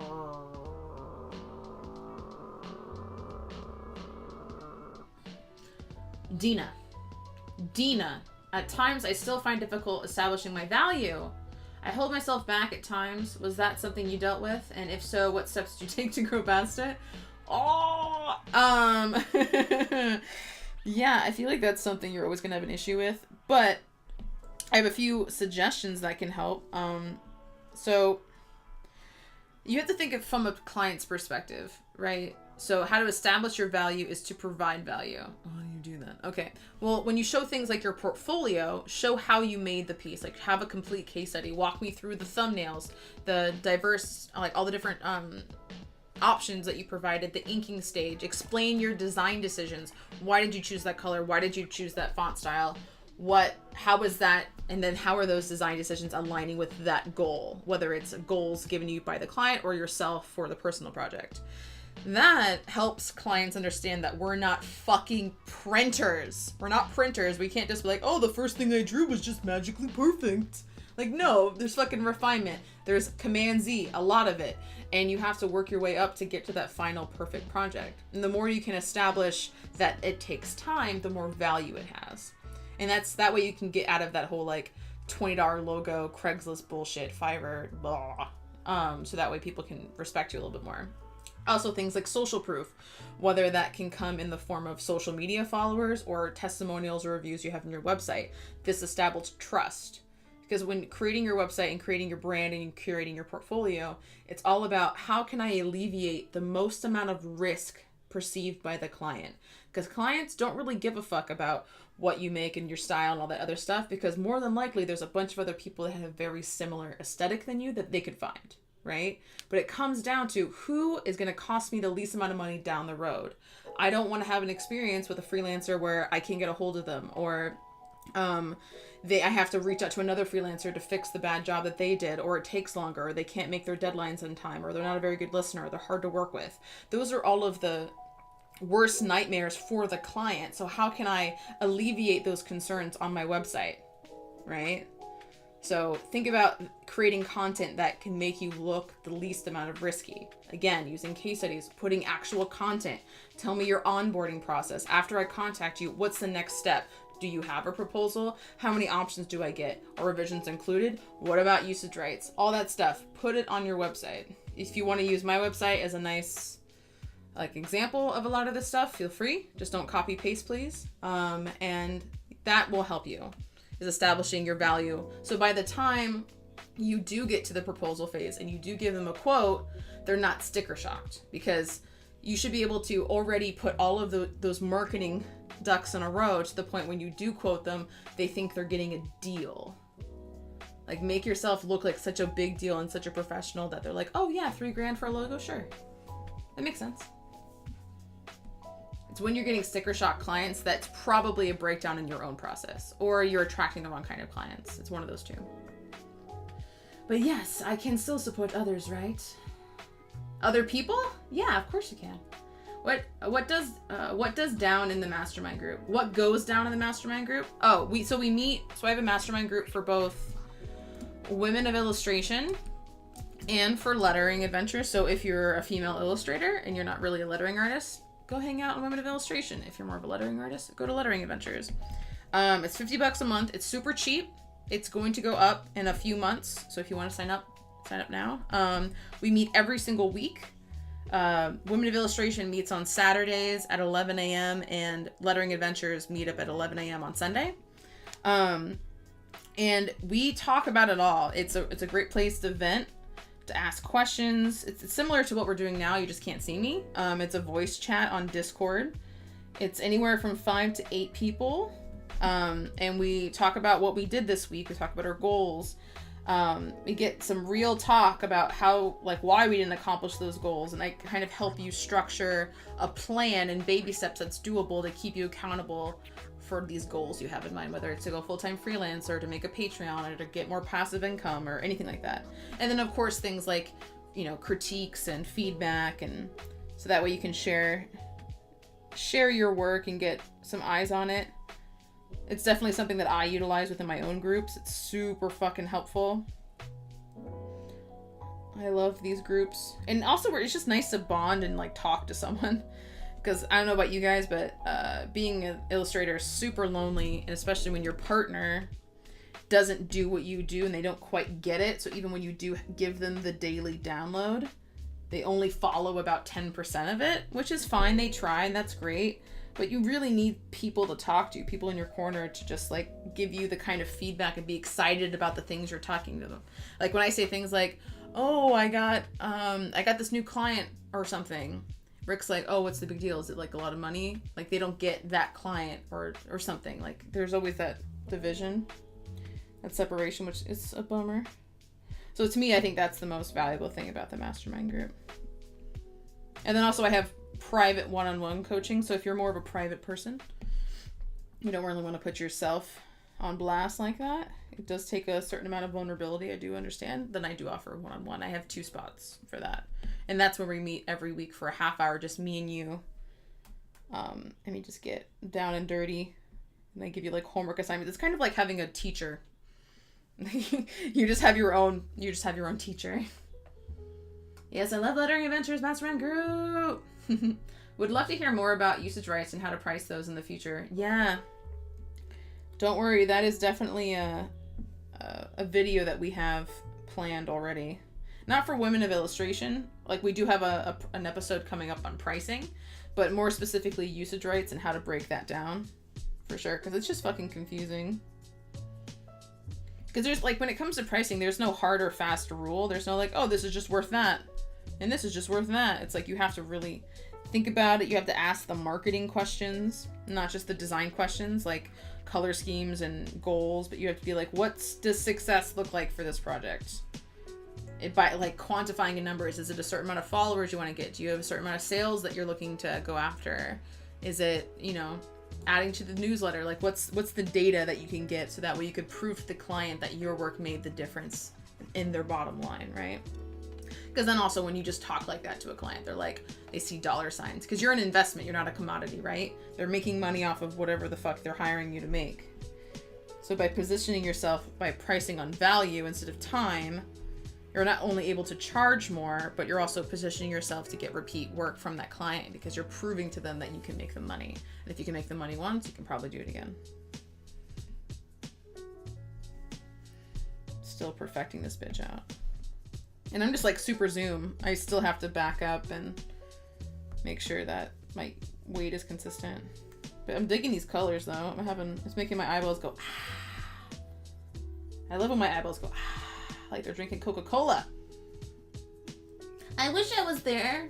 A group meetup with other artists in my area. Oh, you don't have artists in your area that you could do that with? Your girlfriend got upset with me today because I asked her opinion on a logo design I was working on. Yeah. She got mad at you. Why did she get mad? She says, not a designer, so why would I ask her? I need to join your group. Yeah, it's pretty cheap right now. Like most artists, like they charge like $75 an hour. So if you think of it like it's $50 a month and we meet weekly and I talk to these people for like 2 or 3 hours every week. Like I don't really make money on this. It's just something I charge you for it so you take it serious and you show up. And then $150, which breaks down to about $50 an hour of one-on-one coaching. So it's still fucking way cheaper than a lot of people out there. Because I'm still in that position of like, I want to help you, but my time is worth something. So I don't know. It's like kind of in the middle. Once 2019 hits, it's going to go up like crazy. For anyone who's like new coming on board. Yeah, we got a few spots open. So if you want to go to Patreon. I'm lonely. I'm lonely too. We can be less lonely together. All right, here's the link. I think there's only maybe a spot or 2 open. I don't remember. I have to look at it. Here, I'll do HTTP for you. Patreon.com/lettershop if you're interested in lettering.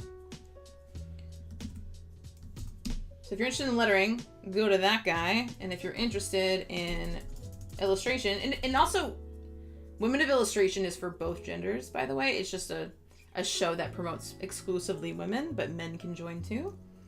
Nothing wrong with that. So if you're more of an illustrator, then join Women of Illustration. Most people don't care. We already have people who are like we were just talking about this today in our group. Because one person's like, I don't really want to do lettering that much. Can I still be in this group? I was like, yeah, it's still just as helpful. It's up to you which one you want to join. But if you want to get lettering workbooks and all this other stuff, then yeah, lettering adventures is the better deal for sure. Fix up this W all sexy like. Oh yeah. You gotta like get a boner from your work. You know what I mean? If you don't have to change your pants when you're done, you're doing something wrong. Just kidding, guys. I don't actually like ejaculate for my work. That'd be a little ridiculous.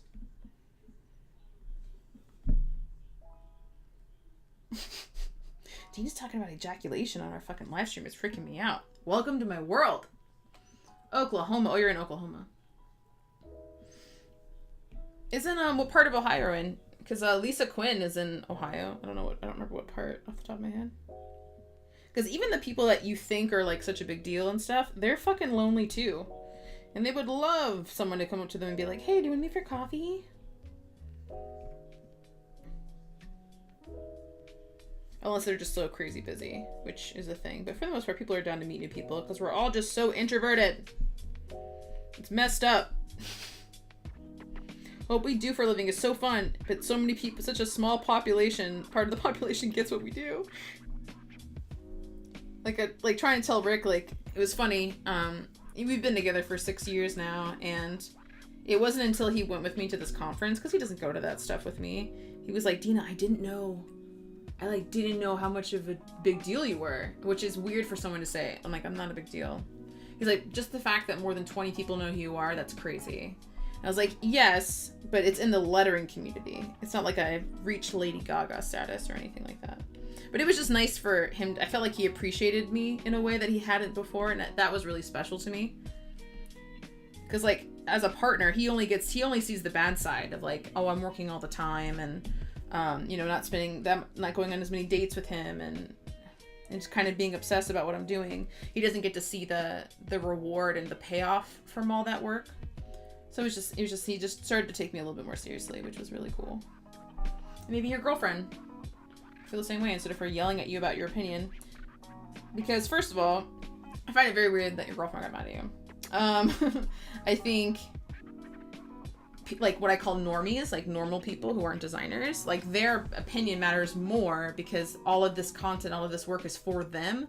It's very rare that you're making work for other designers. So if anything, like for someone to give you their opinion on a logo, it's super important because that's what all of those customers are going to think too. And it's really nice to get like a normal person's perspective on these type of things, because they can see things that you just don't because you're fucking staring at it for so long. All right, one more line, and then we can start figuring out what the fuck we're gonna do. And also, I know I could make this easy on myself, and I could just add like a dark overlay color and just have it be white and super simple, but you know what? I think that's a cop-out.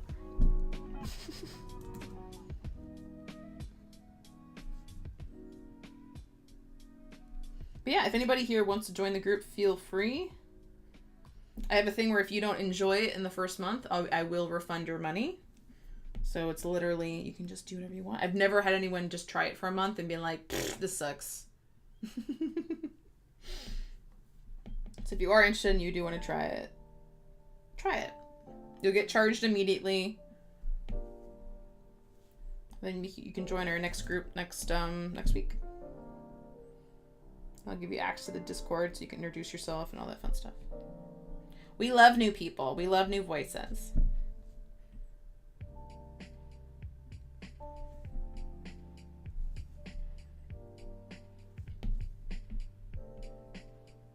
And also this weekly drawing thing is it's normally only for 15 and higher pledges. I just like to do one free one a month. So if you want to hang out with me working like this one's just this is just chill, like you're just watching me work. But usually they're like planned tutorials. Like we're going to do a chalk sign next week. Well, not next week because we have the next workbook release. I'm not sure what we're going to do next week. But we did like that neon sign, like how to animate a neon sign in Photoshop. I did that the last time we were on here. And then when you sign up for 15 and higher, you automatically get access to all of the videos that we've ever done.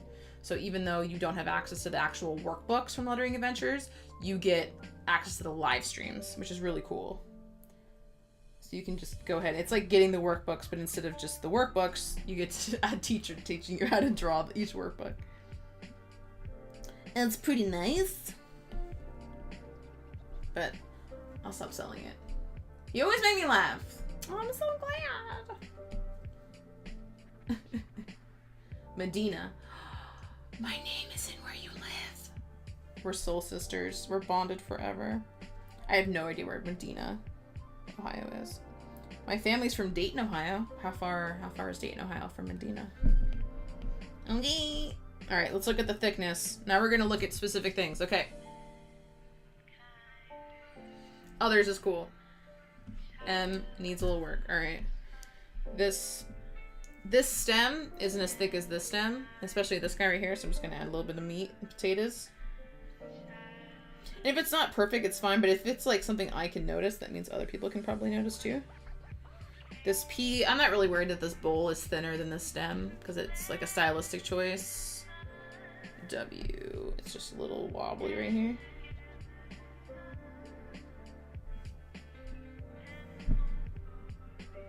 It's hard to see it with the rainbow, but I'm trying. E and R. Oh, I should make this R bowl a little bit thicker. It's a little lacking. It needs to eat some more mac and cheese.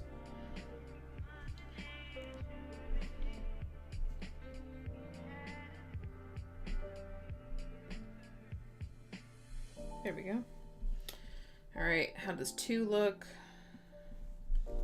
These are all still nursing. No, it's fine. What about power? This O could use some love on this left side. Okay. W, E, cool, R, same thing, more in the bowl. Just a little bit more. What is use your? I'm just eyeballing it. Okay, it's hard to see with the rainbow, but I think it's okay, unless you guys see something. 3 hours, that's not too bad. That's not too bad at all. All right.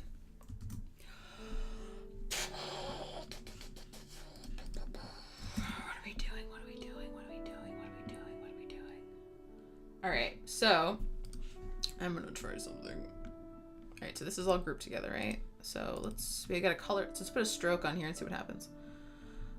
Open up all of my effects, all effects, stroke, outside, put it on something thick.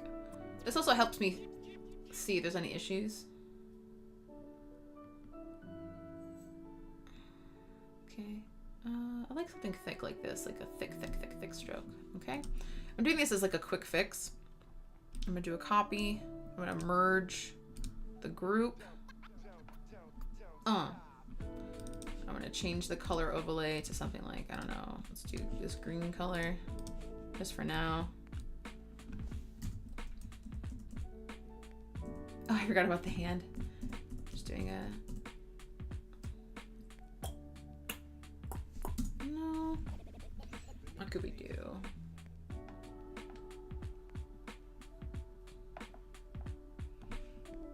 Alright, what if I cheat?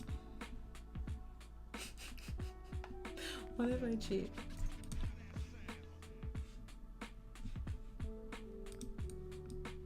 Where I just like add it. It's just darker, so it just like comes up a little bit higher. I could do that. This is so interesting. All right, what can I do here?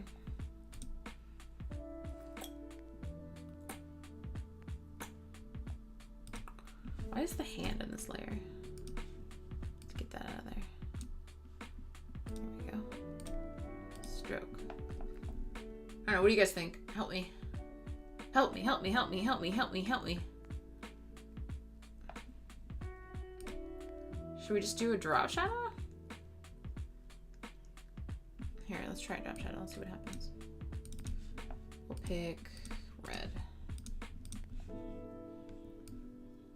We play around enough. I'm gonna do a downward drop shadow. So that way it looks like it's coming from the hand. And just connect it, maybe? We can change up the colors. Where this one's like yellow. But we do this one's red and then this one's yellow or something. I don't know.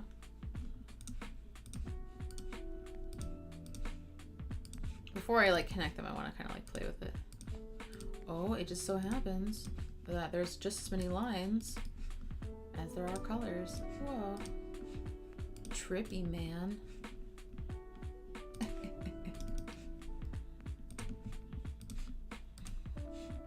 That's kind of interesting.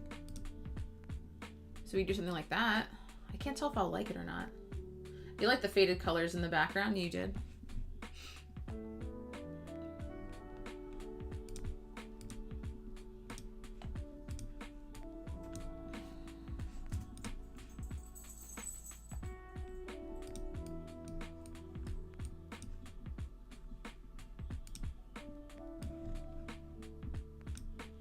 Like this guy.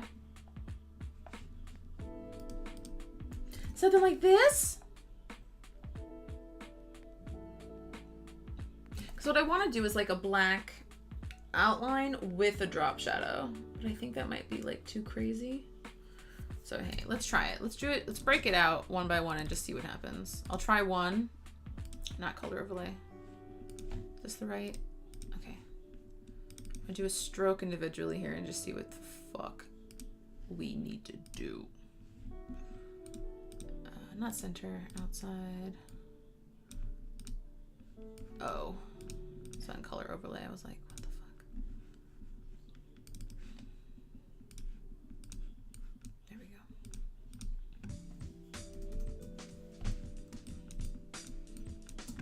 So this is gonna look really weird for a second, so just hold on. So my plan is to do something like, I'll show you what they, like the first few letters. So let's just connect the dots here.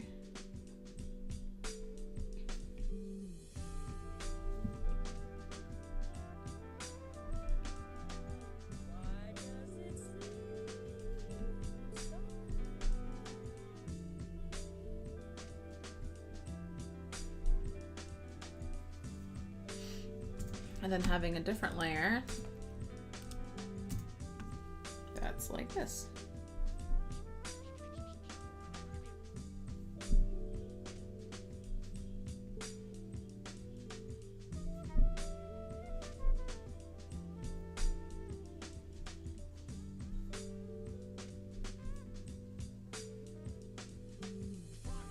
That's what I was thinking, something like that. Yeah, I like the idea of the drop shadows following the perspective of the rainbow. Yeah, I'm so helpful. Thanks. Thanks, Jenny. Like, I'm so fucking helpful. Yeah, I'll just fill this whole thing with red. This is what I was thinking, because I want that vintage vibe. Something like that.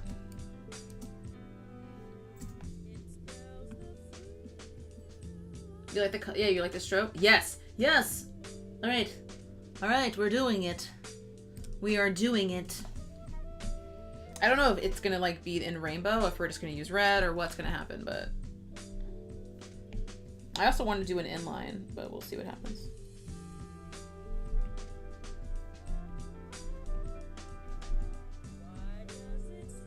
Let's just fill these guys in.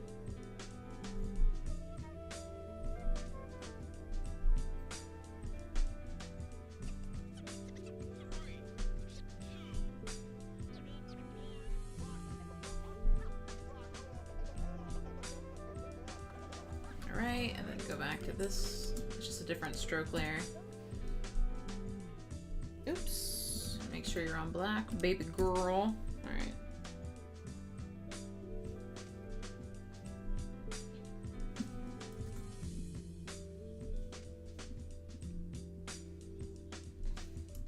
Just gotta make sure that I'm actually like on it.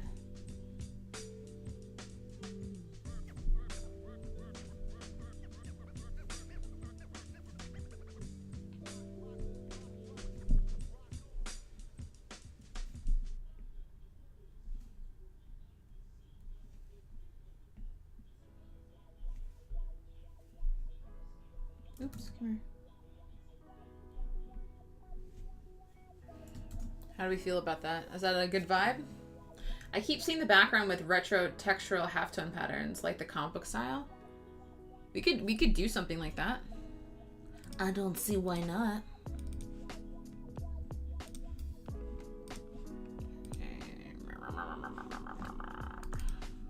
Stroke. Nope, the wrong one. This is the wrong layer. This was stroke. Stroke. Yeah. Alright, I dropped that fucker. Yeah, we'll see, let's see.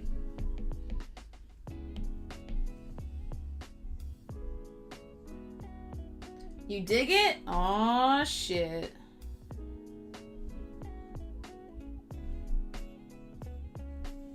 You're just gonna play around until you find the perfect combination. You gotta play. You gotta edit. You gotta try. You never know until you find your way. Lettering will always be my bae. Not afraid to call this girl my little honey, because she makes me all that money. I'm gonna make a rap album dedicated to my love for letters. I think it'll sell out. I think we'll go platinum.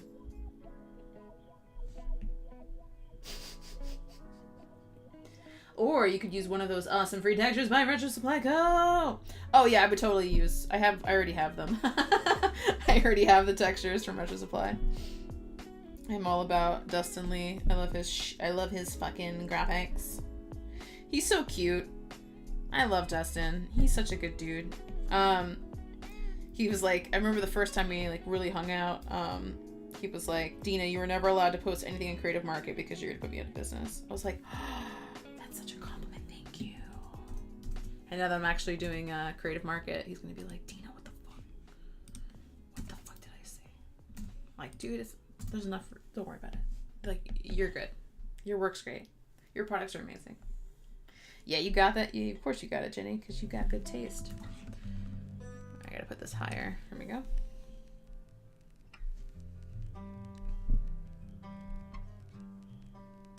If I want to change anything in this, it's going to be so weird. I'm trying to, like, remember.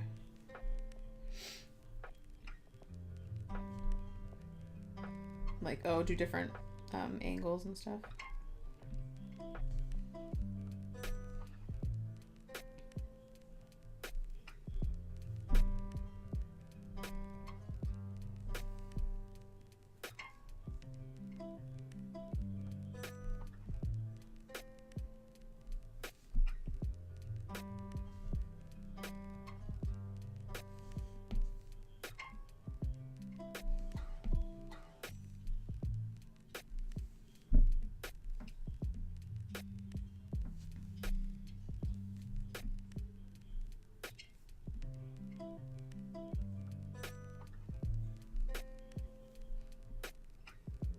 I love the handmade aesthetic.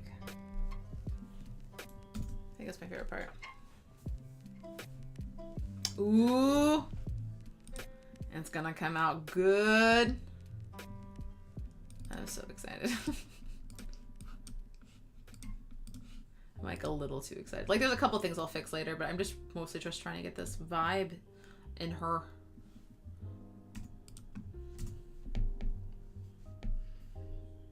But so far, I mean, I might just do both. Like do this like this dark background.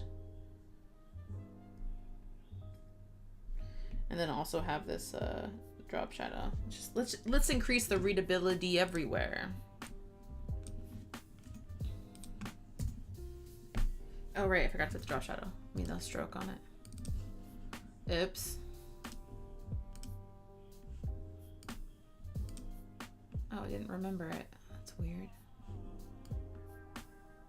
I didn't remember my stroke. Alright.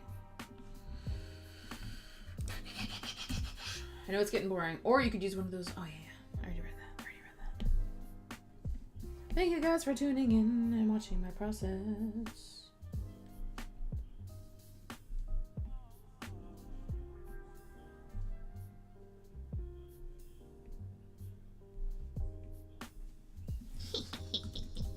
It's so fun. I'm having so much fun. I'm so close to being done and adding stars and UFOs. I love drawing UFOs because they do exist.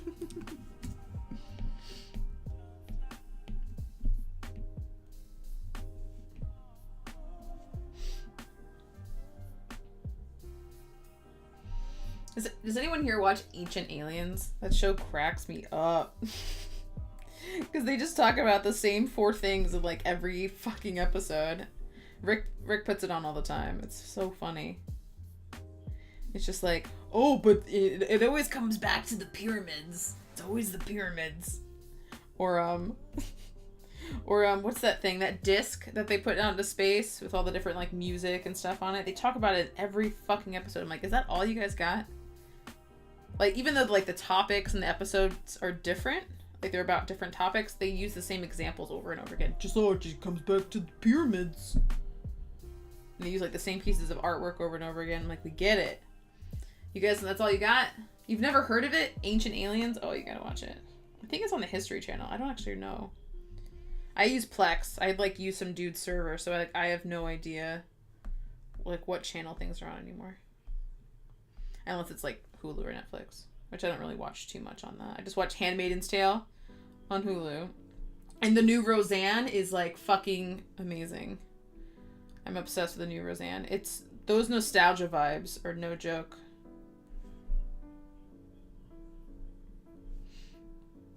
It like actually made me and Rick start to rewatch Roseanne from the beginning. It's been fun. Because Roseanne came out a year, like the year I was born. So it's like, It's nice to remember what the 90s were like. But yeah, Ancient Aliens, I'm glad. Alyssa, fucking so, that show is everything. I want to do there's so many series I want to do.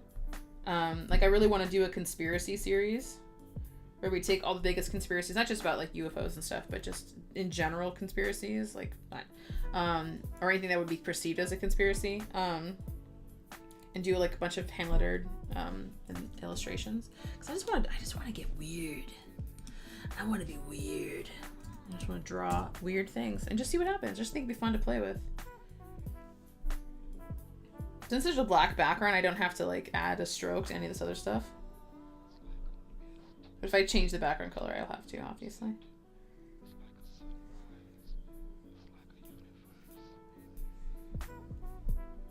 The parts of the drop shadow that are just kind of barely peeking through, I'm probably just going to erase after the fact, but...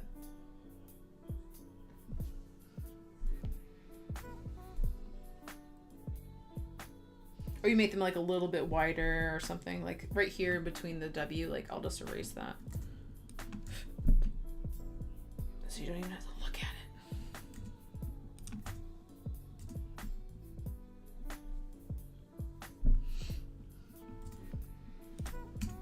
I think this is gonna look cool.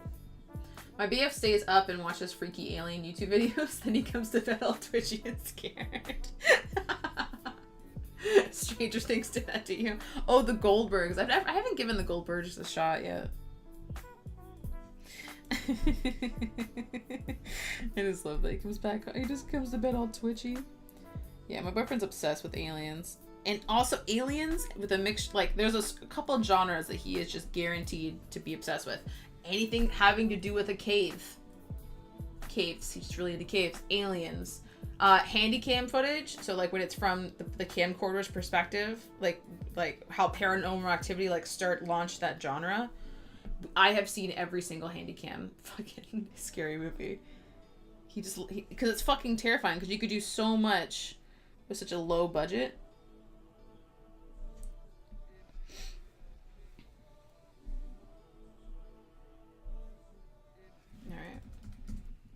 We're getting there, we're getting there. Yeah, I thought Empower was a little bit weaker of a stroke. I could tell. Maybe something like a 35? A 35 is good? Okay, only one more letters. Only one more letter. Yeah, I second the conspiracy series for show. I want to do all the illustrated cryptid series. Yes. The Blair Witch Project? Yes. Blair Witch. No, but you're right. Blair Witch started that genre. Not Paranormal Activity. Girl, get your fucking horror movie straight. You shouldn't even be up here talking smack. Let's get the stroke. The stroke is no joke. Alright. Oh my god, I'm so excited. What I always do when we do these live streams is I get it to a good point where I'm like, I'm happy with it. And then I go ahead and I sleep on it. And then I work on it a little bit more. Because that way I just make a little bit better decisions. So that way I don't feel like the pressure of, working on it all at once and finishing it and that whole thing.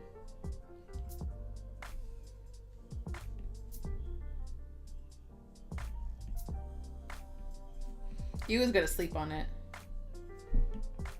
So what if you get like an amazing idea before you go to bed? And you're done. You already posted it. You can't post it again tomorrow with your new idea. That would be weird.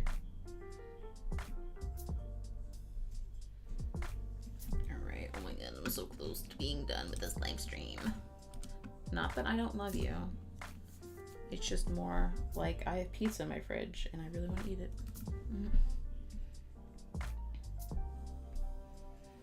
Alright.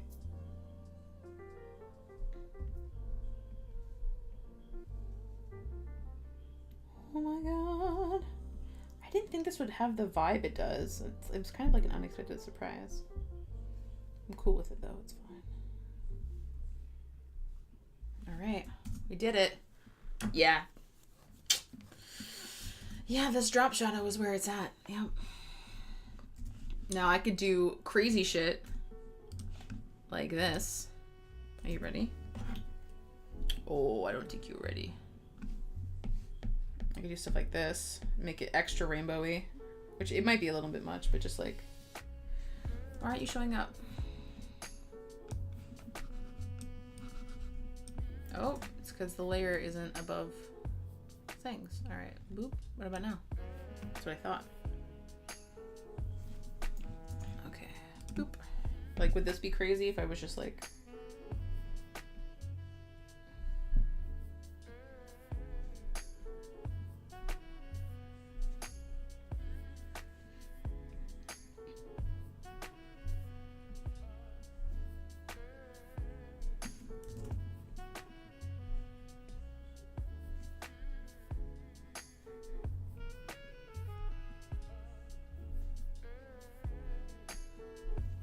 Is that weird?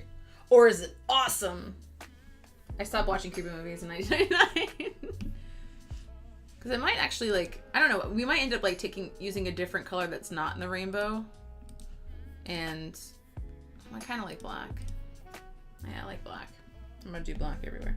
And just have all the drop shadows be the same. I don't know. We'll see. I'll have to play with some stuff. I definitely like the inline. All my work has some kind of inline in it, whether it's just a stroke or dots or something. It just adds that little extra, like, I wasn't ready for that level of crazy. You never know what you're gonna get in these live streams. All those expectations ain't gonna be met. All right.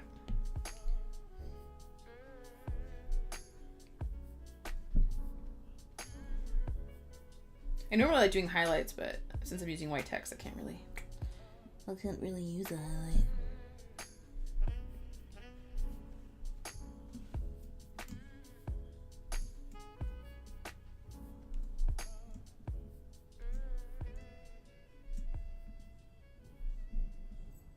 Almost done. Don't forget, we still gotta add all these stars and stuff. Because I feel like you don't, like, when you hear the word details, I feel like in illustration you think of a lot of different things. Sometimes photorealism comes to mind. So for me, I just try to jam pack it with like lines and flourishes and stuff, because it just really takes it from like, oh, that's good, to like, holy fucking shit, that's amazing, I fucking dig it.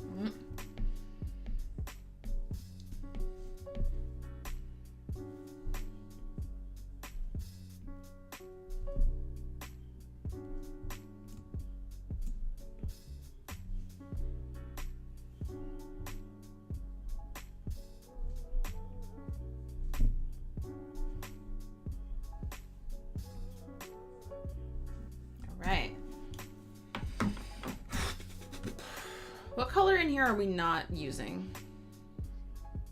Like, what's another color that we could use? Like, if we got rid of this guy and we did something like, I don't know, let's just say pink. We're missing, there's no pink.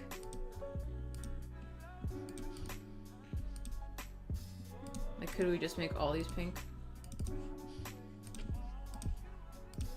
Like, would it help stand out more or something? I love working on detail work. It's my favorite part of the process. Yeah, me too.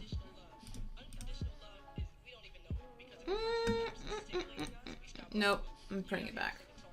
All right, let's add some space.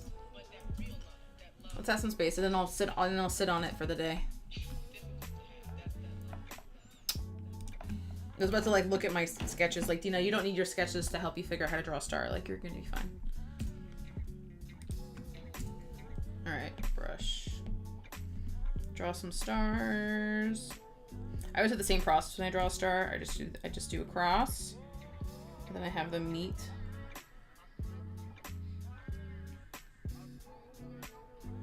I just don't like doing this. I just think it looks weird. Well, here, we'll just, you know what? I want this to be kind of messy, so I'm actually just gonna do that.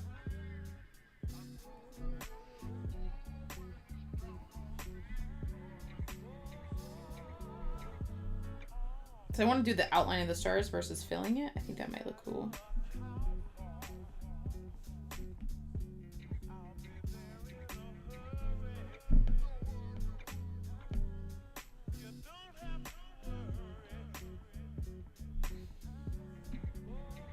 You just gotta stagger the stars. You can't have too many of the same size next to each other. And of course I gotta have my little spacecraft.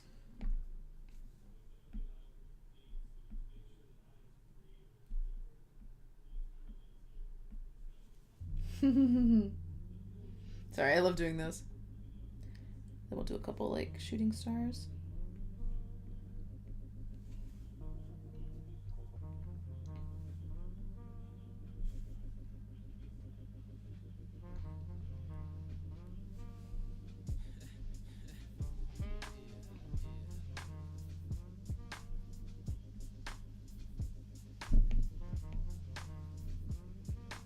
Here, we'll do another. We'll do another. You always need at least 2 UFOs. It's like a rule or something. Come on.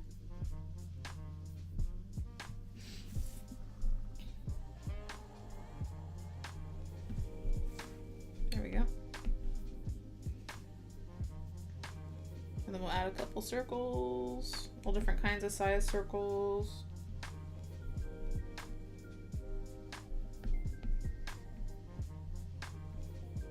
Try to pepper them in there.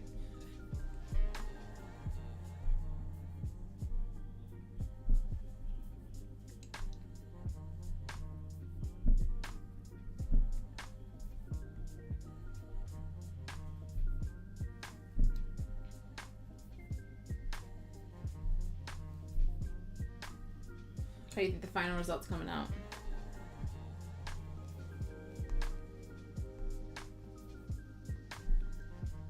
And then a couple filled in circles.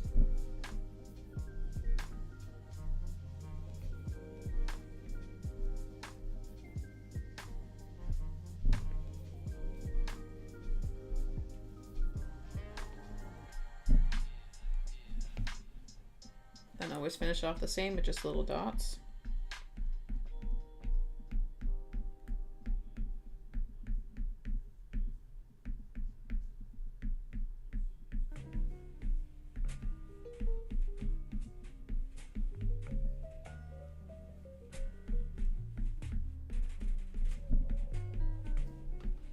Now, should we put them on top of it like this? Nah, I won't mess with the... I'll just use it in the background.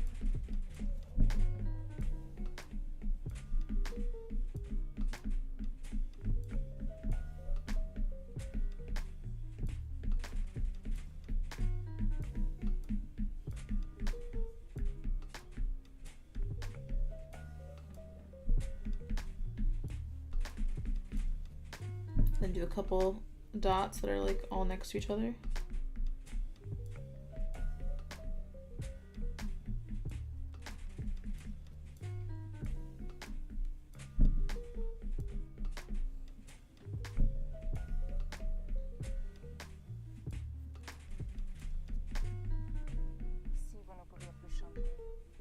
Oh fuck. Maybe dots over the rainbow, but at 50% opacity. I don't know.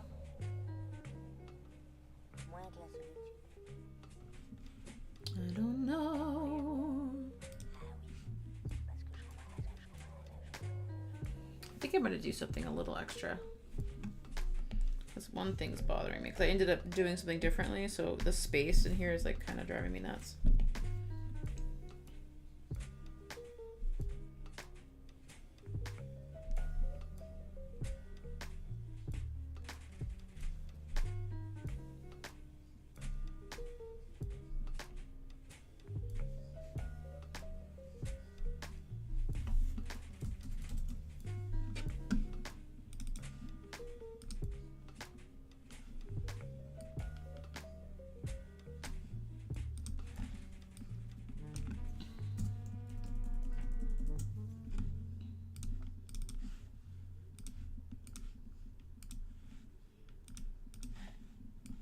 Just want to see if I put lightning in here. Fill up that space a little bit.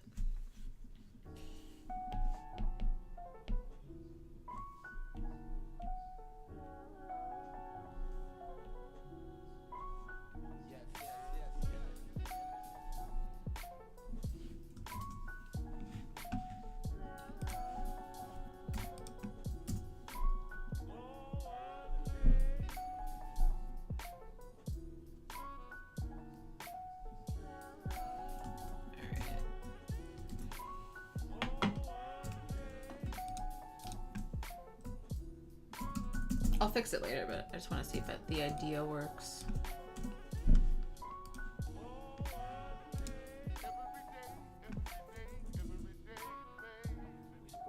Maybe, oh, you already said that. I always do that. Like, anytime I see you guys talking, I get, like, really excited. I'm like, oh, they're talking to me. I want to make this yellow.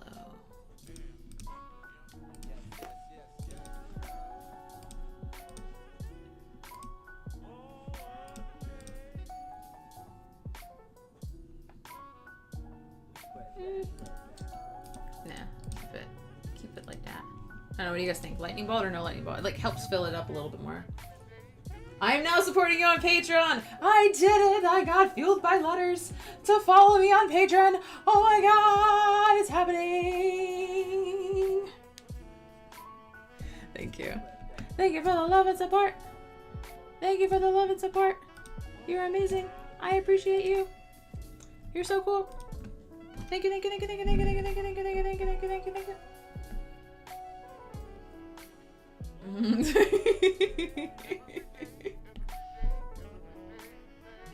I just want to see what happens if I gave this random thing rainbow nail polish. I don't know why. I just think it'd be cool.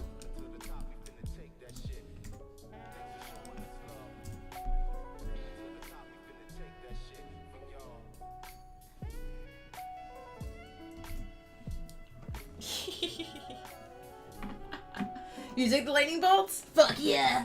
Fuck yeah, lightning bolts. That's what's up. I like the yellow drop on them too. Connects it to the power. Yeah, I thought I liked it too, but I don't know. I kind of want to make all of the drop shadows the same color. Because I like the way the red looks, but I'm having a hard time like making that official decision. Because I feel like if I have the red as the drop shadow, I have to remove maybe I'll make this red and replace with another color or something. I don't know. So I feel like it'll piece it together better if it's all the same drop shadow. Just because it's all the same style. Because I don't want it to be like too rainbow, like in your face, like what the fuck. And red is a nice pop color. You know what I mean? Like yellow on white was like a little weird.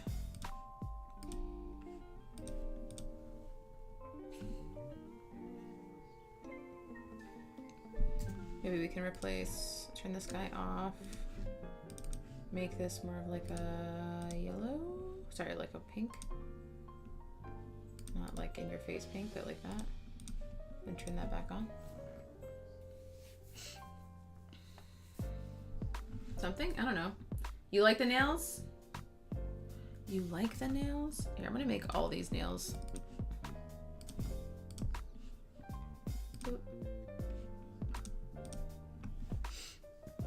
I don't know, I'm just trying it out. I'm just trying it out.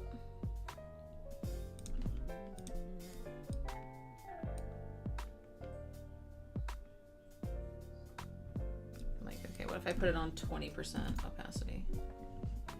That's kind of nice. I don't know. I don't know, what do you guys, I don't know what to do.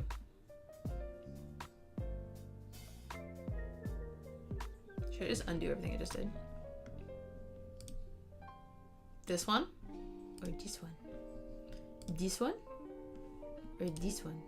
I have to look away. This one? Look away. Look at it again.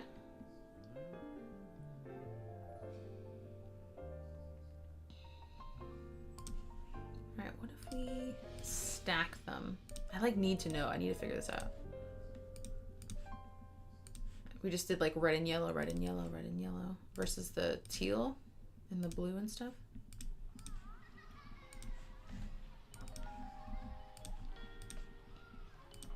Nice. The color on the nails makes the hand pop a little bit more for sure. And this one would be yellow. So it's like rainbowy, but like just slightly less rainbowy. Just slightly less rainbowy. Oh, I like that a little bit better.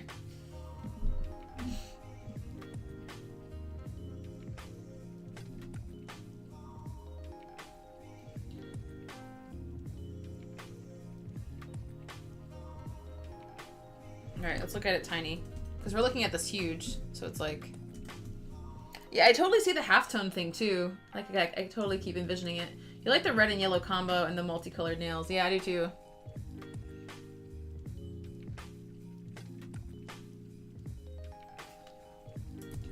Like, I think this piece, honestly, would be great if I just did this. Like, if I just got rid of the typography. Just like, oh, it's actually a pretty good piece. Like, just having the hand and the rainbow and the stars. Like, I don't even think you need the... you need the letters. Like, it's just a good piece by itself. Well, we have reached the conclusion. Only 8 of you watching. You guys drop like flies at the last minute. I love it. Like, I'm so over this girl. I've been watching her for way too long. Stop it. Stop it. You're crazy.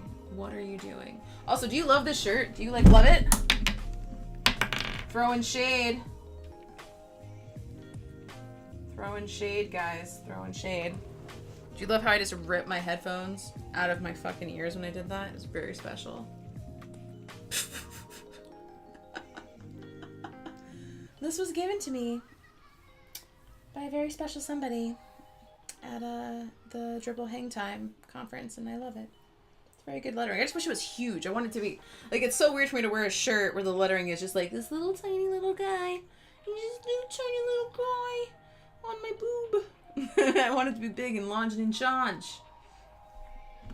But that's okay. Alright, well, guys, for the 8 of you that are still here, thank you so much for hanging out with me. You are amazing. Yeah, the halftones definitely will add some fairy dust to them. I love that. That's great.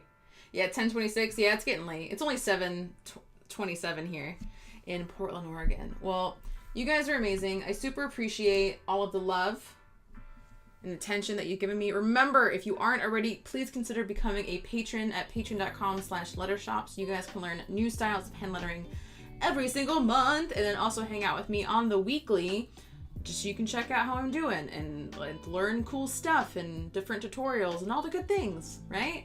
All right, guys, I'll see you later. Thanks so much for tuning in. Bye!